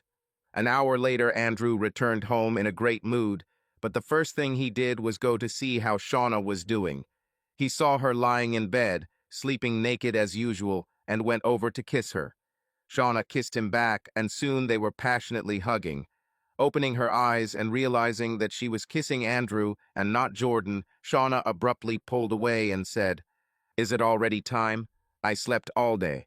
Shauna felt guilty because she still hadn't rinsed her mouth after being with Jordan. Andrew was in too good a mood to notice that Shauna was a little distant and asked happily, "Are you feeling well enough to go somewhere? We need to celebrate. What's the good news? Have you found a new job?" asked Shauna. "Yes and no," Andrew answered with delight. Jordan left. "He has a new job in New York and starts on Monday. He was sent home from work this morning, and I am now a senior trader. I'm in charge." Andrew didn't notice how Shauna's face contorted in panic at the thought of Jordan leaving. "Well, if we're going out, I need to take a shower and get ready, and so do you," Shauna said, running to the bathroom. She felt empty and betrayed. Why hadn't Jordan told her anything this afternoon? Is she really such a fool and a girl of easy virtue? Shauna grabbed a towel so Andrew wouldn't hear her crying about Jordan. She was shocked. While Andrew was getting ready, Shauna sent Jordan several messages, reprimanding him for not telling her he was leaving and begging him to meet her before he left. A stupid thought flashed through her mind. What if she could persuade him to stay? Jordan replied, "Farewell party at Stream Bar on Saturday from 9 to late. The dress code is the same." Shauna was terrified. She was dying to have sex with him again, but how could she get out on Saturday night? She understood that her passion was pushing her to do things she shouldn't do. Andrew and Shauna went out to dinner, but the evening was again almost ruined by Andrew's behavior. When several men started staring at Shauna, He almost got into a fight with them. Shauna had to pull him away, and they left the restaurant without waiting for dessert. She was angry that the evening had been ruined again because of Andrew, but she had an idea. "You need to learn to control yourself," Shauna said. Andrew promised he would try. Then Shauna suggested, "Let's go somewhere on Saturday. But if you can't control yourself, I'll leave you." Andrew was confused. He didn't want to admit that he couldn't trust himself, so he agreed that they would go and he would behave himself. Shauna was happy with her plan. She knew Andrew wouldn't be able to handle his jealousy. That night, to reward Andrew for his promise and success at work, Shauna pleased him. It even seemed to her that his size was smaller than Jordan's. After that, they went to bed like a boring married couple. On Saturday, they went to a club called YOLO, and soon they were dancing. Andrew was drinking and Shauna wanted to continue dancing, but Andrew chose to rest. Then a man approached Shauna and asked her to dance. Andrew waived his permission, although he was seething with jealousy. But when the man's hand slid from Shauna's elbow to her buttocks, Andrew jumped up and rushed at him. Unfortunately, he drank too much and fell on the dance floor. The security guards ran out and asked what had happened. It was obvious to everyone that Andrew had lost his temper and was trying to hit the guy. Shauna cried and said, "You bastard, you promised. Remember what I said? I'm leaving. See you tomorrow at lunch." She rushed out of the club, but once outside, she smiled, thinking that she had come up with a great plan. Andrew had to apologize to the man who was dancing with Shauna. When he came out, Shauna was gone. He was heartbroken. His behavior had pushed her away again.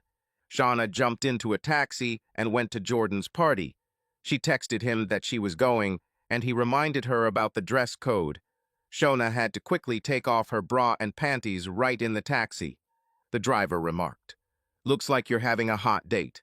When she arrived at the bar, it was noisy. There was clearly a party going on. Shauna immediately decided to join. She saw Jordan at tables with a group of 12 people, including Mary.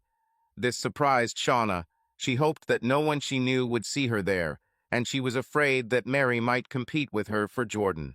Shauna crossed the bar with feline grace, smiling as whistles sounded at her. Jordan spotted her and waved for her to come over. "Ladies and gentlemen, this is Shauna, the wife of my former colleague Andrew. She's great in bed, so since I'm leaving, I can recommend her to any of you," Jordan said loudly, turning her to face the group and lifting her skirt to show that she was without underwear. Shauna was simply horrified by all of this. She thought Jordan was a gentleman, but now she looked like a stroller. Shauna burst into tears and ran out of the bar, and then, lost, wandered the streets for several minutes. It started to rain, and Shauna hurried to take shelter in the pub. It was quite crowded, with young men and women having fun around. Shauna walked up to the bar and ordered a glass of wine. Seeing a small, cozy corner, she sat down there. Shauna began to reflect on the previous evening and realized that Jordan was the same bastard that Andrew had warned about. While sitting and sipping wine, Shauna overheard one guy call her hot and say he'd like to sleep with her. Shauna smiled. It flattered her pride. She even liked his northern accent. However, his friend noticed that he had a girlfriend who would probably object and joked that he was too henpecked. He then added that Shauna is not someone you would introduce to your mother. Shauna continued to smile. The first guy said, "Well, maybe Ewan's mom, she's such a country bee." This caused his friend to laugh loudly. Shauna was shocked. What if she really was just an easy girl for everyone? She realized that she had to leave there and return to Andrew. When she stood up, she looked at the guys and saw how their friends had joined them.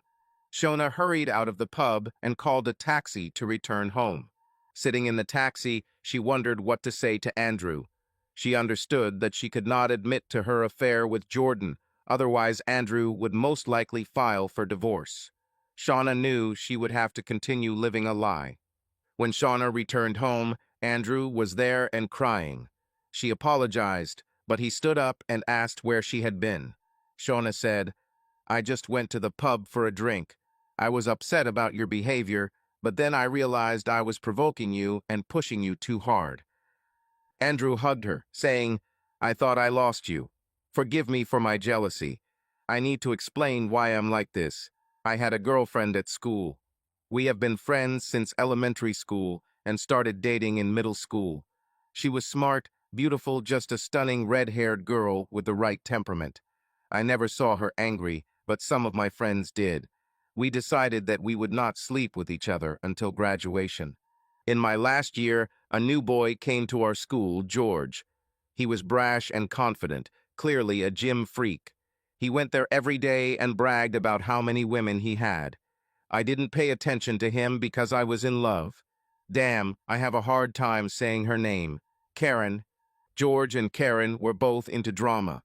George began to interfere in the couple's relationships and seemed to enjoy it.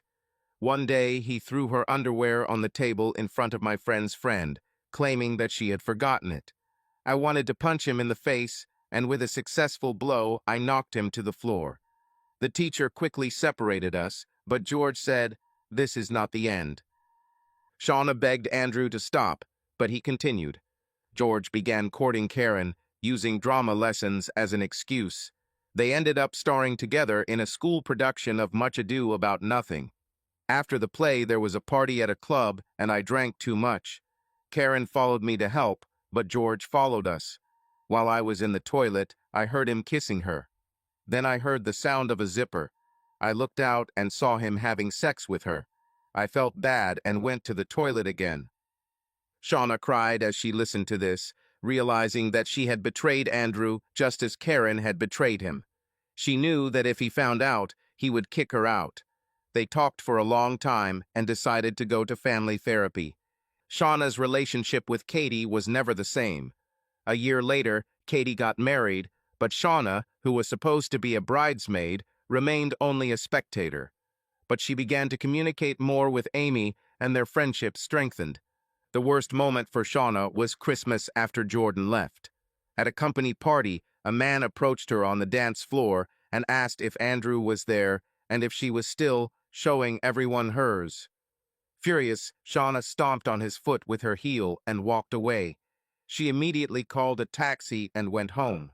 Perhaps the stumbling has stopped. And then everything collapsed. It was a terrible way to destroy a marriage, although the seeds of discord had been sown long ago. Shauna's insecurities about her appearance and Andrew's jealousy. Shauna and Andrew worked to repair their marriage, and it seemed to be getting stronger. They had a beautiful daughter, Jenny, Daddy's pride and joy. It seemed that nothing could shake their marriage. Shauna even stopped worrying about photos from her trip to Jordan that might appear online. However, after Jenny was born, Shauna began to feel like she was just an unattractive mother, losing her beauty and figure, and her insecurities began to return. After Jenny was born, Shauna returned to work and everything seemed to be going well. However, one situation that at first glance seemed to strengthen their marriage actually only increased the tension. A new employee got a job, a cleaner named George. When Shauna mentioned this to Andrew without making a big deal of it, Andrew realized that this was the same George he knew from school. Andrew tried to persuade Shauna to quit, but she begged him to trust her. A week later, Shauna came home with good news. George had quit his job over the weekend. Shauna and Andrew were approaching their 7th wedding anniversary, and Andrew suggested having another child to keep their daughter Katie company. He really wanted a son, and with some coaxing from Shauna, he convinced her that their wedding anniversary was a great time to start trying for another baby. Shauna stopped taking birth control pills, but insisted Andrew use condoms until their anniversary as they wanted to make the day special. Andrew and Shauna went to an Italian restaurant to create a romantic atmosphere for Friday night, and in that romantic mood, they seemed to hit it off again. Jenny spent the weekend with Andrew's parents. Andrew had his full attention on Sean, and he felt proud of his beautiful blonde wife like a trophy as they left the restaurant. Andrew suggested skipping the club and going straight home, but Shauna reminded him that he had promised music, dancing, and romance, and so far had only provided the latter. Andrew joked and escorted Shauna to the trendy MMS club located by the river. Soon they were inside, and, having found a seat, began to try cocktails. Andrew went to get drinks. While he was at the bar, He did not notice that one of the customers was closely watching him. In the far corner of the room, George was drinking with a couple of friends, David and Cameron, with whom he now worked in construction. George was forced to quit his job as a cleaner after he was attacked and threatened that it would be worse next time. Today, he was just looking for someone to have sex with. Seeing Shauna and Andrew made him remember his school days and how he hurt Andrew back then. After realizing that Shauna was his wife, George thought that perhaps she had something to do with his dismissal. Now he was overcome with the desire to destroy their lives. George told David and Cameron what Shauna had done to him and suggested they try to seduce her, confident that if he tried, she would immediately run away. But when his friends looked at Shauna, they agreed to the proposal, deciding that she was beautiful, and the thought of sleeping with someone's wife turned them on. They agreed that one of them would take Shauna to the hotel for some entertainment. Andrew brought Shauna a cosmopolitan cocktail, and she happily took her first sip. After drinking her drink almost in one gulp, she invited Andrew to bring her another one. Andrew thought that maybe she'd get drunk and passionate, and they'd have a fun night conceiving a baby, so he quickly walked back to the bar. When Andrew returned, he brought a group of people with him, which disappointed Shauna. She was hoping to be alone with Andrew on the dance floor. Andrew introduced two pretty girls, Maggie and Lindsay, his colleagues, who came with their boyfriends, Greg and Kevin. The girls looked sexy, and Shauna felt a little jealous, thinking that they must be more interesting to Andrew than the old me he was used to. The guys looked like confident hipsters with beards. As Shauna began talking, she learned that they worked in media, creating promotional materials for websites. Andrew began flirting with Maggie and Lindsay, causing them embarrassment. They thought Andrew was a good boss, but they didn't want to mix work and personal life. They also looked at Shauna and thought it was just terrible to treat his wife like that. Greg began to get annoyed with Andrew's behavior, but decided to offer Shauna a dance to distract her. Shauna happily agreed, seeing that Andrew was starting to get drunk and continue to act rudely. While dancing with Greg, Shauna didn't notice David come up behind her and start hitting on her. Greg stepped between them, protecting Shauna. She was touched by this gallantry. She thought that Andrew would hardly have done such a thing, but would simply lose control. When Greg and Shauna returned to the table, Andrew, drunk and angry, loudly shouted, "Enjoyed touching my wife, pervert? Are you trying to take advantage of the situation? What kind of person are you after this?" Greg and Shauna soon began dancing closely together, enjoying each other's company and bodies. Andrew watched from the sidelines, and as he drank more and more, he began to lose patience. His jealousy gradually grew. When Shauna tripped and nearly fell on Greg, he caught her to stop her from falling. Shauna looked at him and jokingly said, "My hero." Then she invited them to sit down at the table. Shauna and Greg returned to the table, and Andrew looked like he was ready to explode. Shauna knew he was getting worked up and wondered if she was the cause of his condition. Andrew looked at Greg and blurted out loudly, "Well, did you have a good time, you pervert? Decided to take advantage of the moment? What kind of pervert do you have to be to do that?" This surprised both Shauna and Greg. Kevin looked around for Maggie and Lindsay, knowing they needed to leave before the situation got worse. Shauna looked at Andrew and said in a low, angry voice, "Greg just kept me from falling. You want me to fall on my face just so you won't be jealous? That's just pathetic." Shauna noticed that there were several empty shot glasses in front of Andrew. Andrew, looking at Shauna, stated, "Well, you probably liked being groped. I sometimes forget what a prostitute you are." Shauna was taken aback by the comment and realized Andrew had drunk too much. Kevin noticed Maggie and Lindsay coming back from the restroom. He grabbed their coats, pulled Greg along with him, and said, "We have to go. We have to get up early tomorrow." Greg, realizing what was happening, raised his hands and said to Andrew, "I'm sorry if I offended you in any way, buddy. I'll leave you and your lovely wife to enjoy the rest of the evening." He then stood back while Kevin explained to Maggie and Lindsay what happened. Maggie slapped Greg as he left the club. Shauna looked at Andrew and said, "Well, you've ruined another evening. Sometimes you're just a jerk." Angry, she gathered her coat and bag and began to walk away, looking at Andrew, who made no attempt to stop her. Andrew said contemptuously, "Go away, I'll find someone more interesting than you." Shauna thought, "Don't count on it, asshole." Cameron watched what was happening, deciding to stand at the bar. He assumed that Shauna would come out this way. Shauna, seething with anger, moved towards the exit. Walking through the club, she bumped into Cameron, a 6'5" black guy. Cameron noticed the quarrel and remembered what George had said, so he stood in front of her and said, "Wait, beauty, what's your hurry? Why is the most beautiful girl leaving without dancing with me?" Shauna laughed. "I just don't want to be around that idiot anymore," pointing at her husband, Andrew.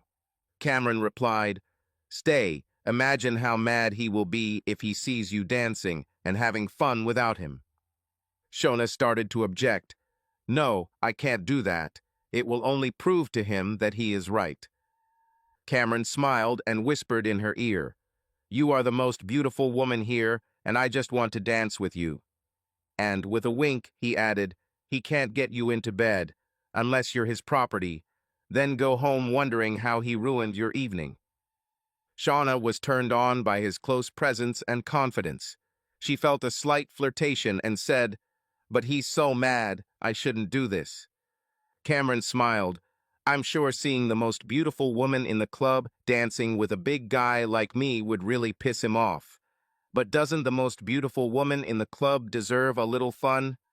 This seemed to change the course of events. Cameron grabbed Shauna's hand and led her to the dance floor. When they got to the dance floor, Cameron introduced himself and Shauna said her name. Shauna learned that Cameron was a modern dance teacher at a local school. Shauna jokes, "All the students must be running after you," but Cameron replies, "Always look and don't touch, unlike the rest of the teachers," winking at her. Shauna then told him that she and her husband were celebrating their anniversary, but Andrew had too much alcohol and was acting like a jealous idiot. Cameron whispered in her ear, "God, if you were with me, I wouldn't be jealous because you wouldn't have the chance to dance with anyone else. You're so sexy when you move like that. Let's make him really jealous." Cameron soon began to openly dance with Shauna, running his hands over her body. Cameron knew how to dance, and his moves made Shauna hot. Shauna was still furious with Andrew and deliberately glared at him as Cameron ran his hands over her body. Shauna pulled Cameron closer to her to tease Andrew. Andrew watched his worst nightmare. He thought about how someone would take his beautiful wife. Andrew couldn't move, looking straight at camera and Shauna, who seemed to be dancing to annoy him. Andrew thought, "I'm not leaving. I want to see what this bitch does next." Shauna turned her back and started grinding her hips against Cameron. Cameron and Shauna danced so that they were now facing Andrew. This turned Cameron on, and Shauna enjoyed the feeling of his arousal on her thighs. Cameron whispered, "Your body is magnificent. You have the figure of a dancer." Cameron smiled, thinking to himself, "What a naive girl of easy virtue." His hands slid to her breasts, stroking them gently. Cameron thought that Shauna was insecure and decided to play on it. "I love dancing with the most beautiful woman in the room," he added. Shauna was in high spirits and completely immersed in the game they had started. Cameron, standing nearby, lightly touched her shoulders and neck, as if teasing her and provoking her to take bold actions. She snuggled closer to him slightly, and he smiled and ran his hand along her waist. At that moment, Shauna and Andrew's gazes crossed. Surprise and indignation were visible in Andrew's eyes. Shauna leaned towards Andrew with a smile and quietly said, "Fuck you," as if challenging him. The situation was heating up. Shauna felt internal tension, and this made her heart beat even faster. Cameron, sensing the mood, gently ran his palm along her side, as if gauging her reaction. Andrew's gaze became even more gloomy, and this gave a special poignancy to what was happening. When Cameron suggested she take things a step further, Shauna thought for a moment. His words sounded provocative and seductive. She imagined what it looked like from the outside. Andrew seeing her next to another man, their mysterious smiles, touches, and hints. The atmosphere in the club was one of anticipation of something forbidden. Finally, Hearing Cameron's next hint, Shauna, with a slight grin, said, "Wait, I need to leave for a minute," and headed towards the toilet.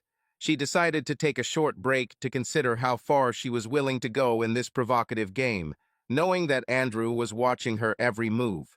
In the restroom, Shauna walked into an empty stall and began taking off her underwear. While she was there, two women came in.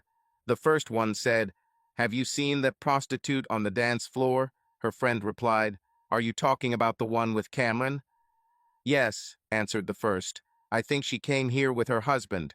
Did you see that sad guy at the end table?" "Yes, I heard them quarreling. He certainly looks pathetic." "Well, once you've been with Cameron, you won't go back to those white boys, if you know what I mean." "Were you with him? You know he's black as night."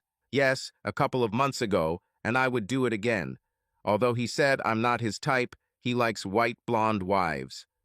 "Well, the war paint has been applied. Let's return to the battle." They laughed and left. Shauna realized they were talking about her, and it turned her on. At that moment, her phone vibrated. It was a text from Andrew. "You did your job, but now you're just trying to get back at me. I know you won't do anything." Shauna was furious and responded, "What, I can't just enjoy myself?" and thought, "What a moron he is. I'll show him." This really got to Shauna, and after removing her panties, she touched up her makeup, left the restroom, and returned to the dance floor. She saw Cameron sit down opposite Andrew. The table was located slightly away from the toilet, so Shauna was able to return without attracting Andrew's attention, although Cameron noticed her. As Shauna walked back, she overheard Cameron telling Andrew how sexy she was and how a real man should be able to truly appreciate her. This turned Shauna on a lot because she could see that those words hurt Andrew. Shauna walked around the corner and sat down at the table. Cameron turned to Andrew and said, "Like I told Shauna, I'm a teacher. For students, I am strictly look but don't touch, but for staff and parents, it's completely different. But when graduates leave school, it's a completely different game. At the beginning of the school year, we got a new French teacher, Marion. She is 25 years old, blonde with a perfect body. I just love blondes because, as everyone knows, they are more fun. So I start courting her, but she blows me off. I'm not giving up after all. She just started working. I have a whole year ahead of me." And then, around Easter, she got engaged, and I thought I might have missed the chance. But last month, we had our school graduation at the Hilton Hotel. She was there, but partners are not invited to the event. I used my charm, and bam, I had sex with her so much that the next day she could barely walk. Their bedroom looks great. Now we just have to wait for an invitation to their wedding next year. He winked at Shauna. Andrew growled. "So she's a cheater? I hope someone tells her fiancé about this. I would hate to find out that my fiancé or wife is a prostitute. If you cheat, you don't deserve any respect." Cameron smiled, thinking, "Don't worry, idiot. I'm not going to respect that prostitute when you get out of my way." Andrew continued, thinking to himself, "What kind of bastard gets pleasure from ruining other people's relationships? This asshole sounds exactly like George and Jordan. He doesn't care about anyone but himself." Looking at Shona, he added out loud, "You remind me of some pathetic idiot I knew," hoping Shauna would take the hint. Cameron grinned. "If you can't handle your woman, then I'm the man who will do it. I didn't make Marion chase me the next day. If you don't have the right equipment, then beautiful women go to others. And as your beautiful wife already knows, I have it all right. You sound like the pathetic loser I knew at my old school. This guy ran after his high school sweetheart, and they swore allegiance to each other. One day they quarreled and broke up for a couple of weeks. I started dating her while they were apart and took her virginity. Even when they got back together, I still continued to sleep with her. Those were great times." Shauna was delighted with Cameron's confidence, his animal magnetism. She ran her hand over his thighs and felt their strength, and then said, "My husband thinks I'm just playing to annoy him and that he can tell me what to do." Cameron excited her by running his hands over her body and showing that he was taking what he wanted. Cameron said, "Beautiful women want more because they deserve more. So, do you want more? You know I have it. Or will you continue to dance to his tune? Shauna replied, Fuck him. I want so much more.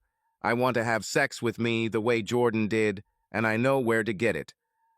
Andrew roared, Did you sleep with Jordan? Damn it, you are a girl of easy virtue. I hate you. Cameron smiled, snapped his fingers, and extended his hand. Shauna handed him her wet panties right in front of Andrew's eyes. It seems like you already enjoyed yourself today, judging by the smell, but I'm sure it will happen more than once. Smiling, he put the panties in his pocket. Shauna said, You thought you could find someone better than me, and I thought I could too. Cameron pulled her head towards him and began to kiss her on the lips. These were not gentle kisses, but rather an attempt to dominate and show that he was taking Shauna. Shauna loved Cameron's animal magnetism that just took what he wanted. Andrew could not stand it and exploded. He needed to talk to her and find out everything about Jordan. He reached across the table to pull Shauna away from Cameron, but two bouncers appeared to break up the fight. They watched the situation all this time, laughing at Andrew, since they knew Cameron well, who was a regular visitor to the club. They wanted to make sure it didn't come to a fight. Andrew shouted, I want this nigga to leave my wife alone. One of the bouncers, who was black, became furious at these words. Any sympathy he might have felt for Andrew disappeared instantly. The second bouncer began, Sir, you shouldn't speak in such terms. And then he turned to Shauna. Are you all right? Shauna, looking at Andrew furiously, said, Yeah, I'm starting to have a great time, but he keeps ruining my mood, pointing at Andrew. After that, she kissed Cameron. Shauna deliberately pushed Andrew to his breaking point. Andrew tried to convince her. Shauna, if you continue, I will leave. Think about Jenny, please. I get your point. Please just leave with me. Shauna looked at Andrew and thought how quickly he was becoming pathetic. At this time, Cameron continued to slide his hands to her secret place as if laying claim to her. He whispered to her that beautiful women deserve better men and better tools. Shauna enjoyed the competition between Cameron and Andrew and was delighted with Cameron's confidence and control. She moved closer to him. This was the last straw for Andrew. He got up from the table and noisily left the club. Shauna looked at him and thought how pathetic he was. He lost to Jordan and now to Cameron. Cameron felt great knowing that he had stolen his beautiful blonde wife from her husband on their anniversary. Cameron suggested, Let's move you closer to me, pointing to the seat next to him, and pick up where we left off. He laughed about what happened to Andrew. Cameron knew he was 5 inches taller than Andrew, well-built, and not afraid of a fight. Several people who watched the scene between Andrew, Shauna, and Cameron were shocked. They looked at Andrew with contempt because he did not fight for his wife. Cameron looked up at the other end of the hall, where he was sitting George, and saw him raise his glass in approval. Soon Cameron hugged Shauna, and they started kissing. The soft light of the nightclub, reflected from the walls and mirrors, seemed to emphasize the tenderness of this moment.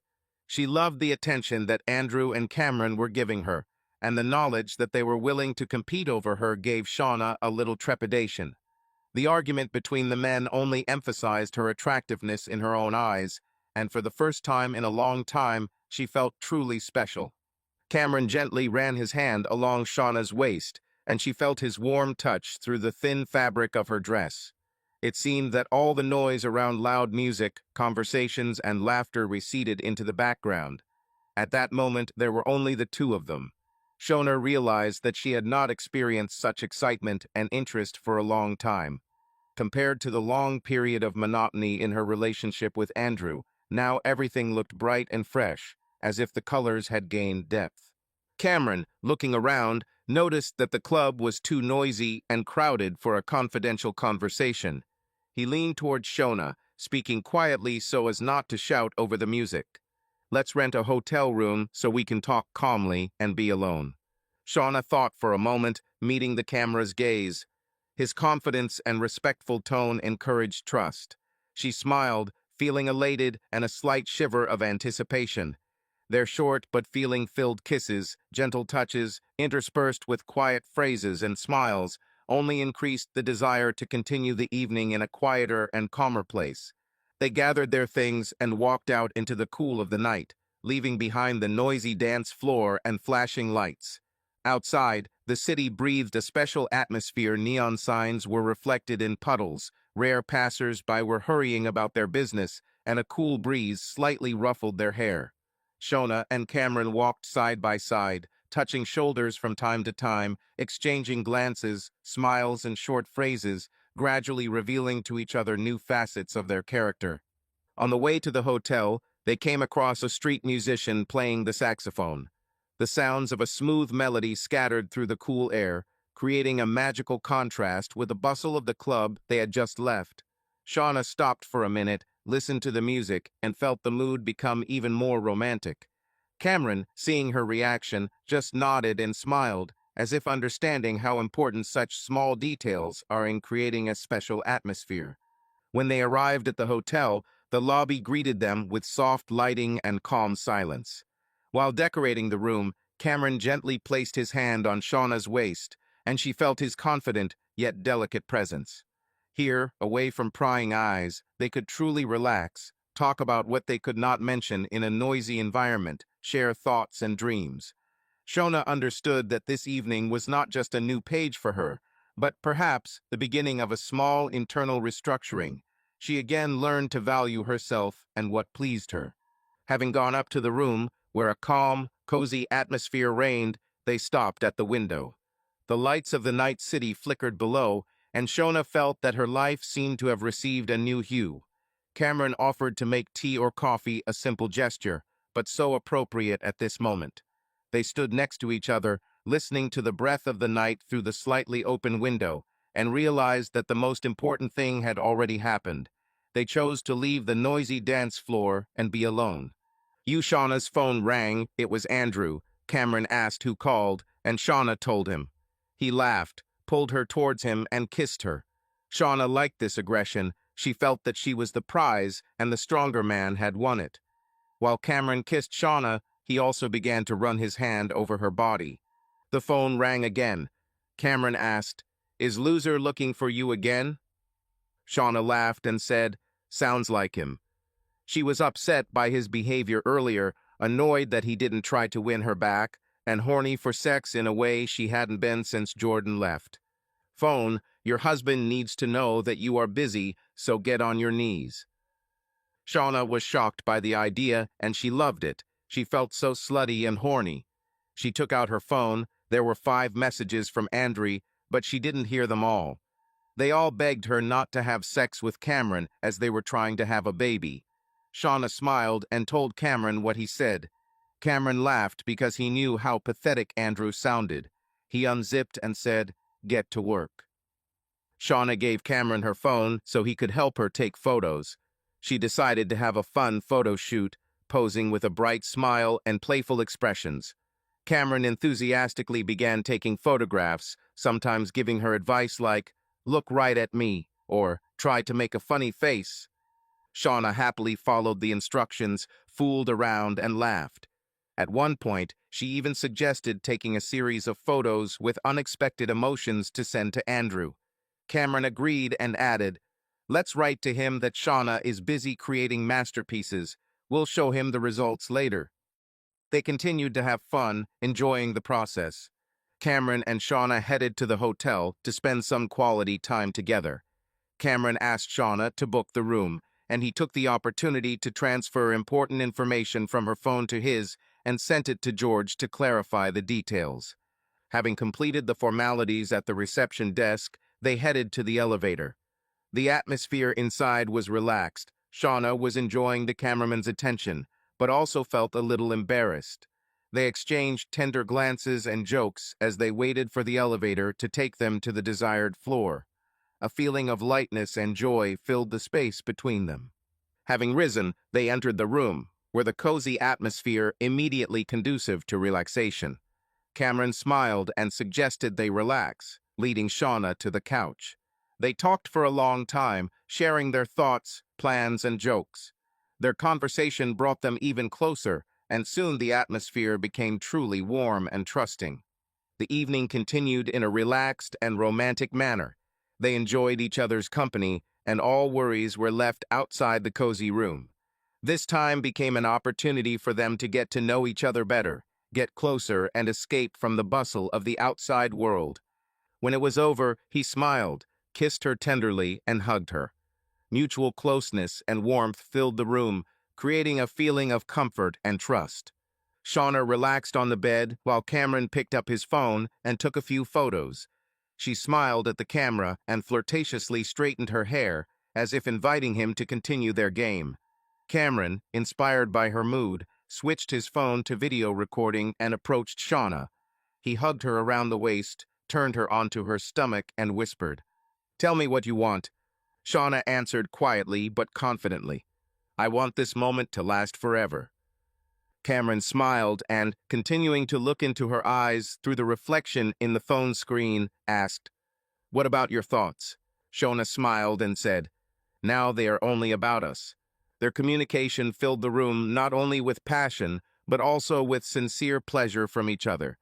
Cameron carefully brushed her hair away from her face and inspired her to have another frank and tender conversation. Every touch, every word said that they were completely absorbed in the moment, appreciating every second together.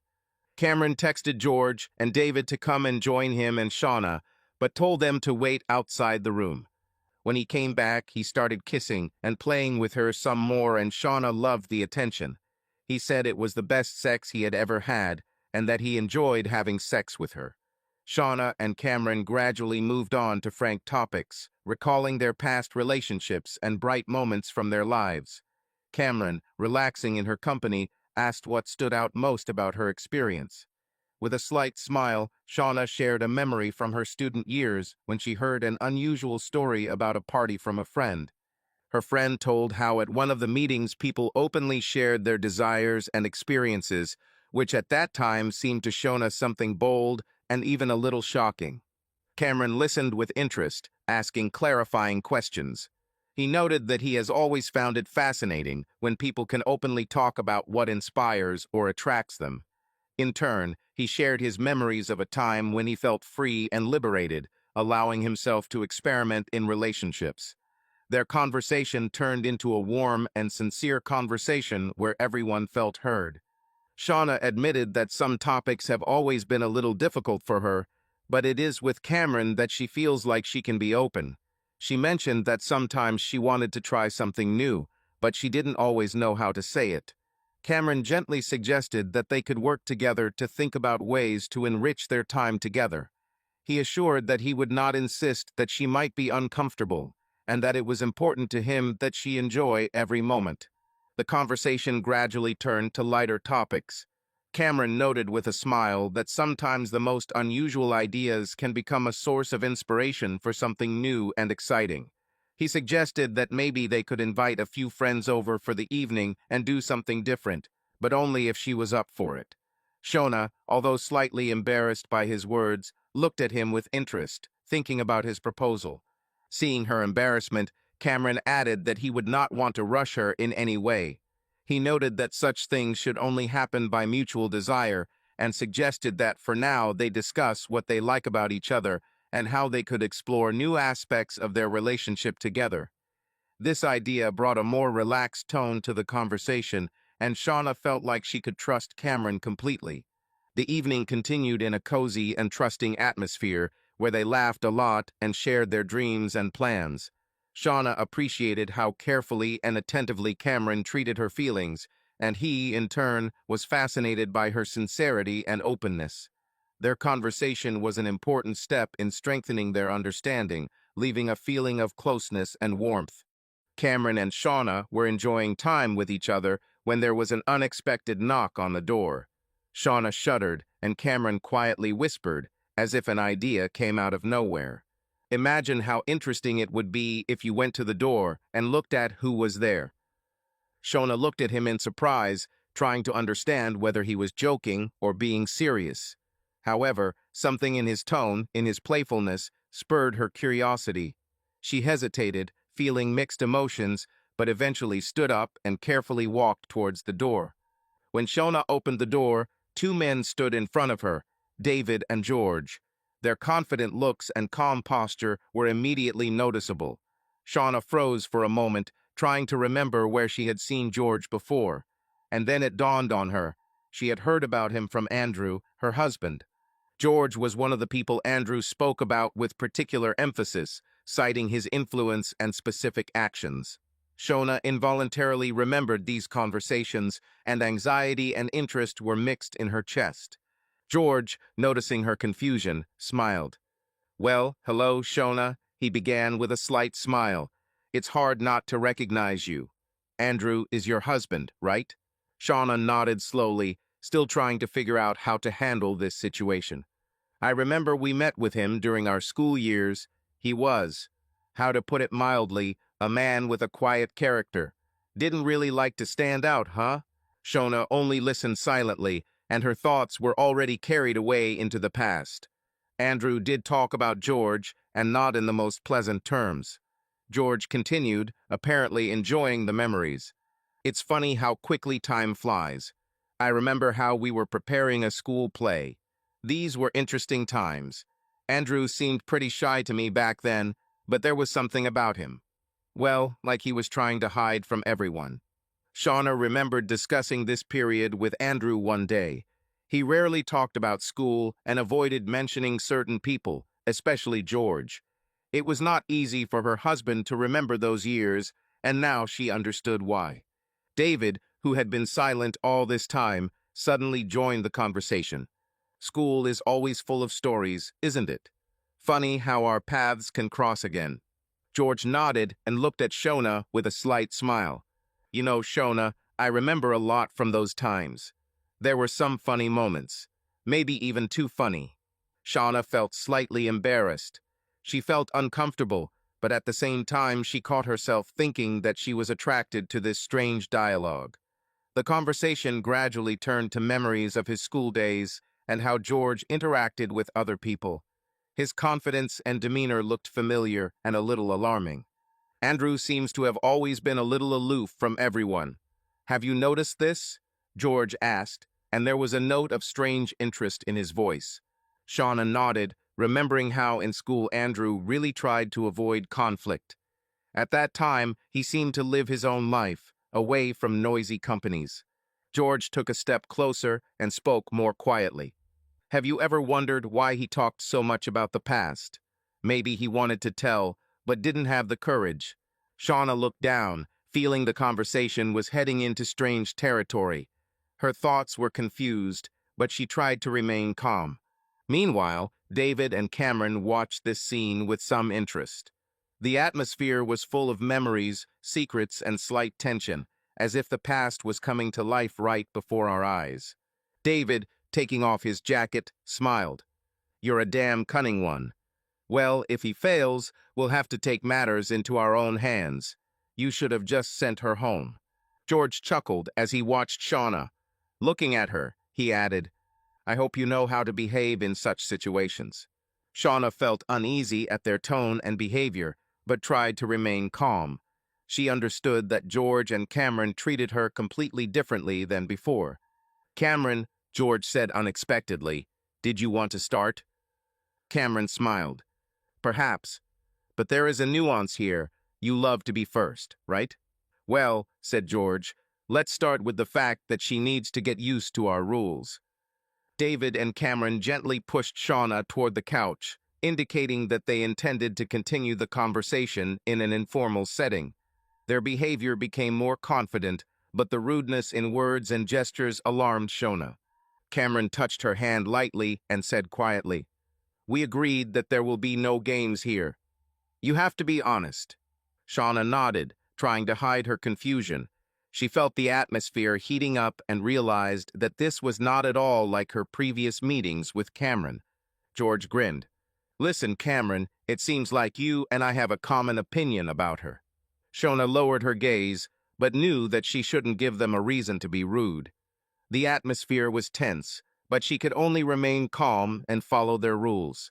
George laughed and walked over to Shauna, who was starting to feel like George, David, and Cameron were seeing her as a joke rather than a person. Their behavior became increasingly unceremonious, and Shauna found it difficult to understand what exactly they wanted from her. After a while, David suggested we spend the evening more casually, adding a little entertainment to it. At first, she reluctantly agreed, but soon relaxed, succumbing to persuasion. The situation became tense. Each of those present behaved more and more impudently, and their jokes became more and more frank. George picked up Shauna's phone, noticing the many missed calls and messages. He thought briefly before calling one of the last numbers. "Shauna, where are you?" A tense voice was immediately heard at the other end. George grinned and replied, "Hello, Andy. Shauna is busy right now, so she won't be able to come over. This is George. You and I studied together. I remember you always knew how to pick girls, right?" Andrew was terrified that someone was calling him to bully him, and the fact that that someone was George made the situation even worse. John and Kathy came to support him, and Kathy suggested recording all phone conversations. "Andrew, is Shauna okay? I want to talk to her. When will she be back?" "George, she was very cheerful and laid back. We had a great time, and then my friends joined our company. She seemed to enjoy the attention." Cheers and laughter could be heard from the other room. "She definitely knows how to enjoy life," he added. "Andrew, you're going too far. You know, I have a desire to teach you a lesson." He looked at John and Katie, winked slyly, and they laughed, realizing that Andrew was just acting angry. "George, well, what can I do if you get interesting girls, but you don't keep them? By the way, how is your neighbor? What's her name? She reminded me of someone I know, Karen. Such people easily find a common language." "Oh yes, Shauna. I remembered. She's great." "Andrew, you, of course, know how to turn everything upside down. Better do something useful instead of calling me." And he hung up. When Andrew left the nightclub, the fresh night air hit his face, bringing with it a feeling of emptiness. Loud music was still playing in his head, mixed with his own thoughts. He walked a little to the side and leaned against the cold brick wall of the building to calm down. He needed to collect his thoughts, but anxiety was already growing in his chest. Movement at the exit caught Andrew's attention. He saw Shauna appear at the door of the club. For a moment he thought she would head towards him, but instead she glanced around and quickly stepped towards Camera, who was waiting nearby. Cameron put his arm around her shoulders, and they walked off into the night, laughing. This moment was a real blow for Andrew. He froze in place, feeling anger and pain overcome him. He looked after them for a long time, internally struggling with himself. He wanted to approach them and demand an explanation, but something stopped him. "She's not worth it," he thought bitterly. "She has completely lost my trust." With a heavy heart, Andrew turned around and headed home. On the way, he tried to find the strength to think, but all his thoughts boiled down to one thing. Shauna's betrayal turned out to be deeper than he expected. When he got home, John and Kathy, his closest friends, were already waiting for him. They noticed the gloomy expression on his face and, without asking any questions, invited him to sit down and tell him everything that happened. Having gathered his thoughts, Andrew described what had happened. Kathy looked increasingly depressed as she listened to him, and John frowned as he considered the situation. After a long pause, they began to discuss what to do next. The overall conclusion was clear. Andrew needs to file for divorce as soon as possible. John also suggested checking to see if Jenny, Andrew's daughter, was actually his biological child. Although the thought was painful, it seemed necessary. Suddenly, Katie, unable to bear it, burst into tears. Her tears were not just a manifestation of sympathy, it was guilt that she had been carrying within herself for a long time. Finally, she admitted, "Shauna slept with Jordan. It happened back when we were all talking. That's why I stopped being friends with her.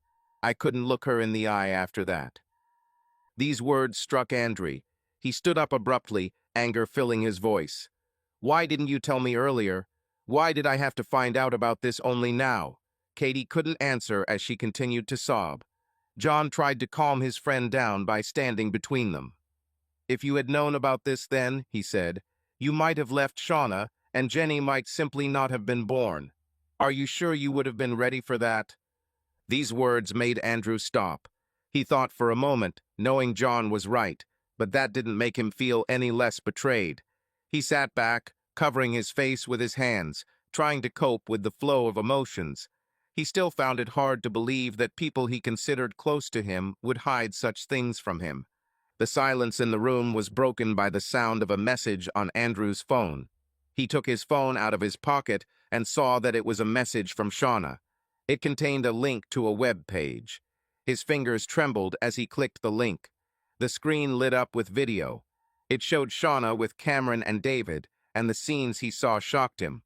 The video was titled, "Mrs. Andrew Cook Enjoys a Lot of Men." Andrew felt his heart sink into his throat. It was clear that this video was made to humiliate him.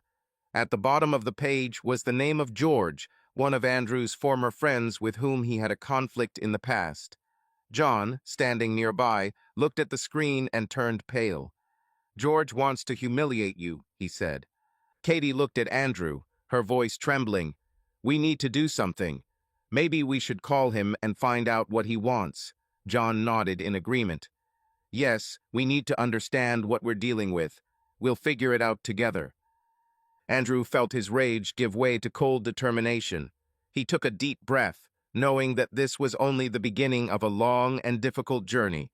But he knew one thing for sure. From this moment on, his life would never be the same. "Andrew, is this part of your boast?"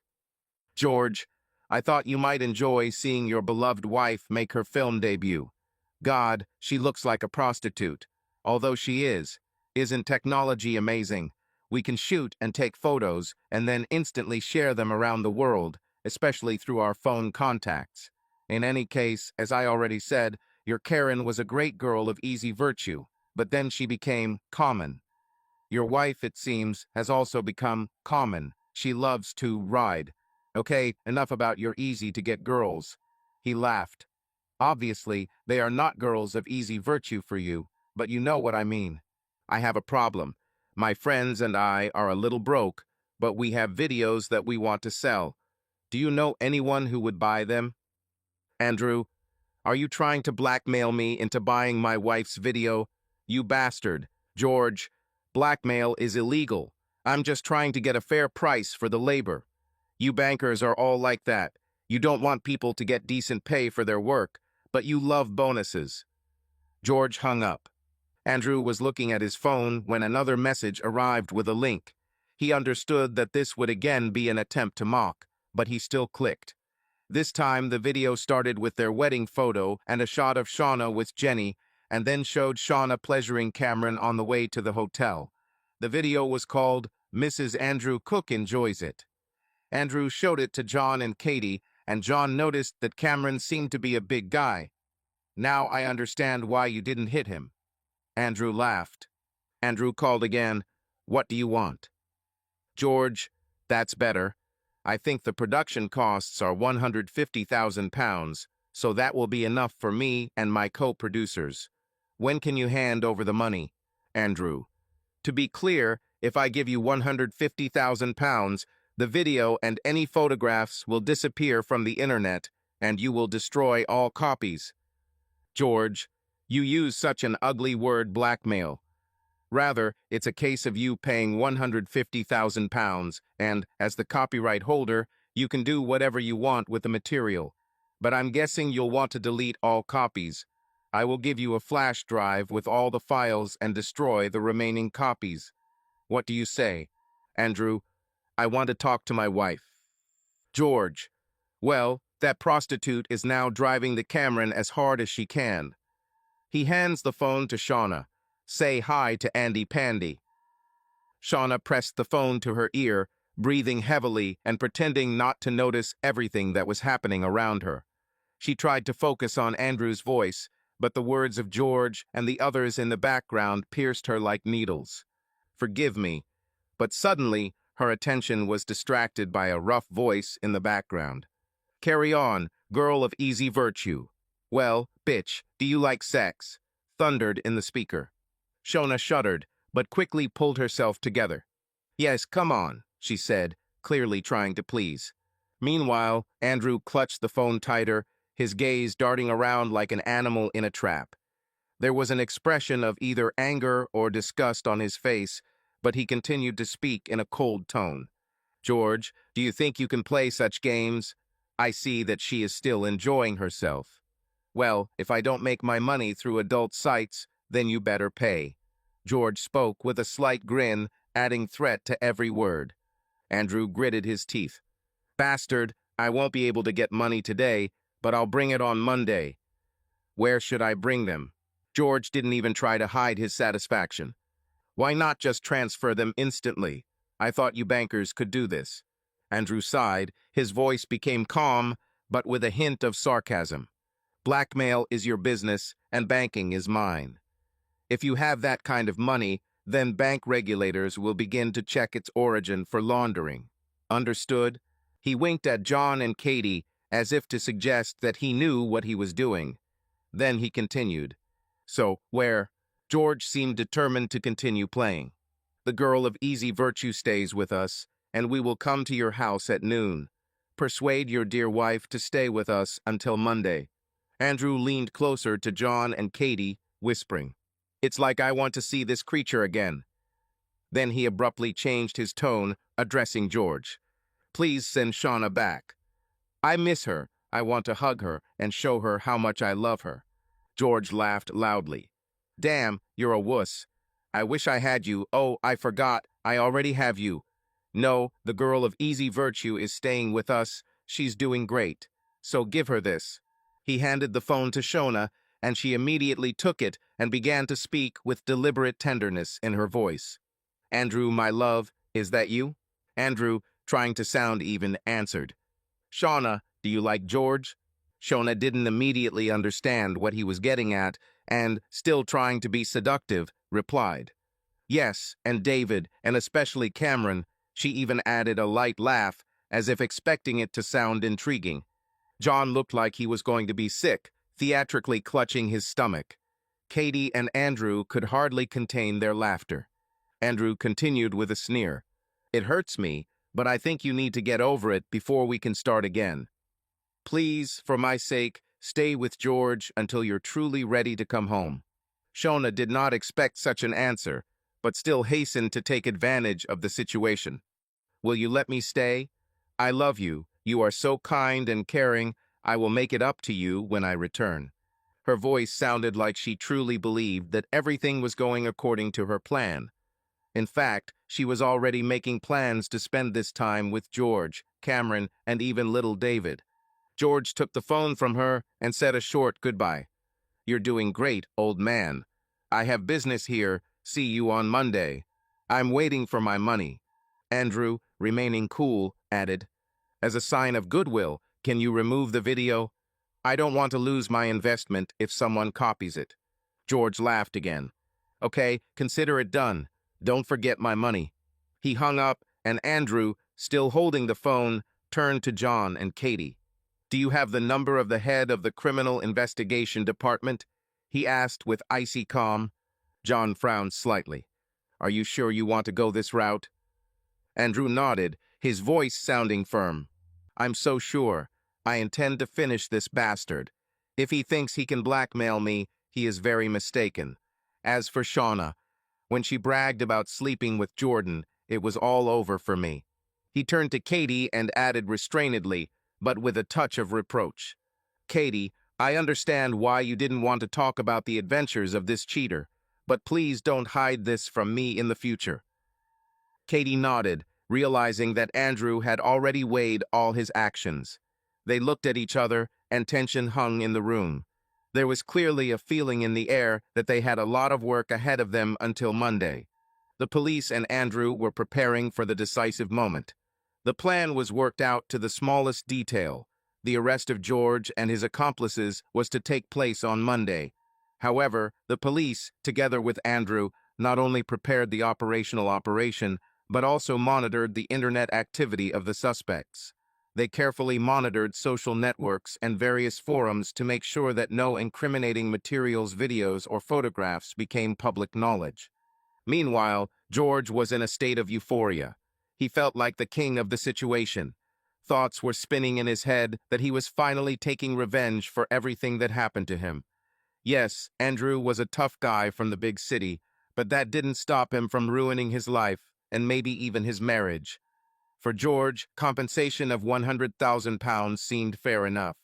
He gave Cameron and David $25,000 each, an amount they felt they deserved for their role in the matter. By lunchtime, Shauna went shopping with Cameron. That day, she seemed carefree and relaxed. There was a defiance in her appearance. She walked through shopping centers in the same dress she had worn the night before, as if shouting to the world that she had just gotten out of bed. Cameron, accompanying her, did not miss the opportunity to hug her or lightly touch her, which added fire to their already tense atmosphere. The purpose of their trip was quite clear: to buy for Shauna several black lace strapless dresses that were at least knee-length and a pair of high heels. At each store they stopped at, Shauna tried on selected items, and Cameron went into the fitting room with her to personally make sure that the dresses not only suited her, but would also be the perfect accessory for seductive games. This candid approach kept her excited throughout the shopping experience.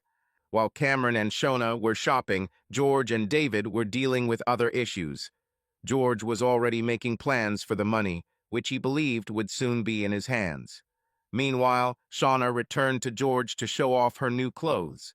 She staged an impromptu fashion show, earning George's admiration and approval. Afterwards, Shona and Cameron went for a walk again, agreeing to meet George later. Cameron had a clear task by 5 o'clock. He had to make Shauna drunk and as excited as possible. He took her to bars, filling the atmosphere with flirtation and lust. His every gesture, touches, glances only intensified her desire. Shauna understood that Cameron was playing with her feelings, but this only fueled her passion. At exactly 5 o'clock, Cameron and Shauna met George. Shauna, being in a state of extreme excitement, could not cope with her emotions. Even though Cameron had been teasing her all day, he still hadn't given her what she wanted so badly. George decided to make the most of this moment.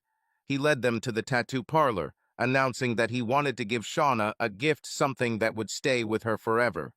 Before entering the salon, George began to caress Shauna, bringing her to a state of extreme passion. She tried to respond to his touch, but he stopped her.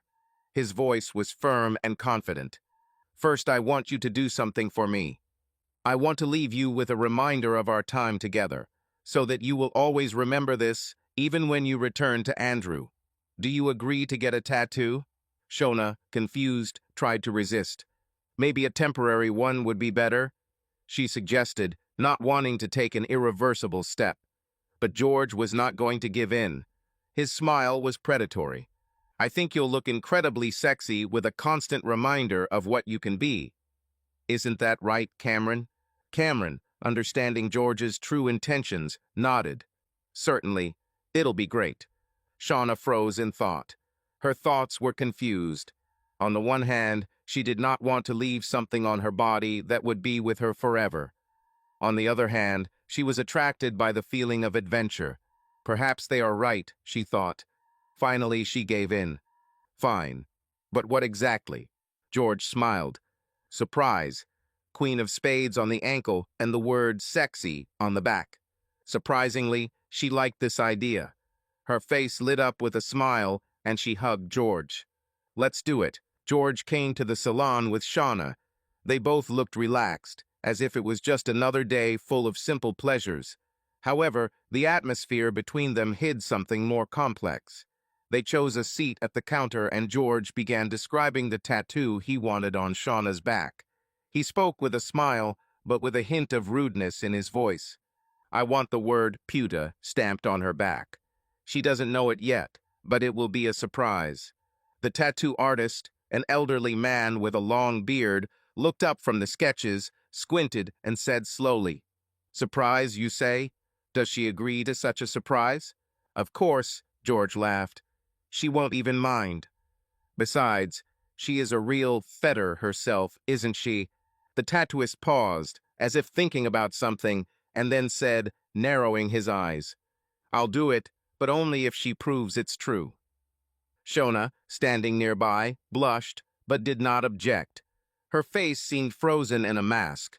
slightly raised eyebrows, a slight smile, and eyes that slid somewhere to the side. George just laughed louder. Agreed, old man. She'll show you everything. The tattooing process was long. Shauna sat in a chair, slightly hunched over, while the tattoo artist methodically moved the needle along her back. George watched this, swaying in his chair and throwing jokes in her direction from time to time. After finishing work, the tattoo artist suddenly offered to be alone with Shauna. It soon became clear that this was not just a conversation. Shauna really turned out to be who George said she was. Afterwards, George, Cameron, and Shauna met with David. Their group looked noisy and relaxed, ready for the night's adventures. They went for a walk around the city, visiting pubs and clubs one after another. There was a stag party going on in one of the pubs. The company turned their attention to the groom, and George, with a slight grin, suggested, "Shauna, why don't you give your guy a memorable evening? This is his last chance." Shauna tried to say something, but her words were drowned out by the laughter of George's friends. A few minutes later, the groom, red from embarrassment and alcohol, was already standing in the corner, and Shauna. She did what was expected of her. Later, at another party, the group mingled with the crowd. The atmosphere was full of alcohol, music, and innuendo. At some point, Shauna approached the stranger with a mysterious smile. An hour later, she returned to George with a bag of illegal substances. He accepted it with satisfaction and praised her. "You are just a treasure. Enough for a week." Shauna looked exhausted on Sunday. Her movements were slow and her gaze was blurred. However, George and Cameron decided to spend the day their own way. After a long morning spent in bed, his friends came to Cameron's house. George quickly set up the camera, anticipating the spectacle. Shauna offered little resistance as she was pulled into the spotlight of the company. She later admitted to George that she was afraid of getting pregnant. This made him laugh. "Don't worry, I took care of everything. Let's go to the pharmacy." They went there together, but Shauna did not know that George had made an agreement with the pharmacist in advance.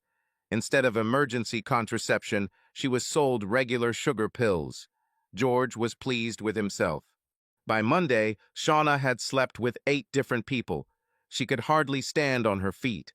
At one point, she said quietly to George, "Maybe I should go back to Andrew. Everything was simpler there." George grinned and leaned towards her and said, "You will never be the same again. But if you want to come back, please." I even talked to him. "Andrew really misses you, and so does Jenny. And Cameron and I will be glad to see you whenever you want. For pleasure." Shauna, thinking for a moment, suddenly felt strangely relieved. Perhaps this was her chance. She smiled, unaware of how deep she was in this strange and dark game. That day, at 11:30, George, Cameron, and David parked the SUV near Andrew's house. In the back seat of the car was Shauna, who looked thoughtful but seemed to be enjoying the moment.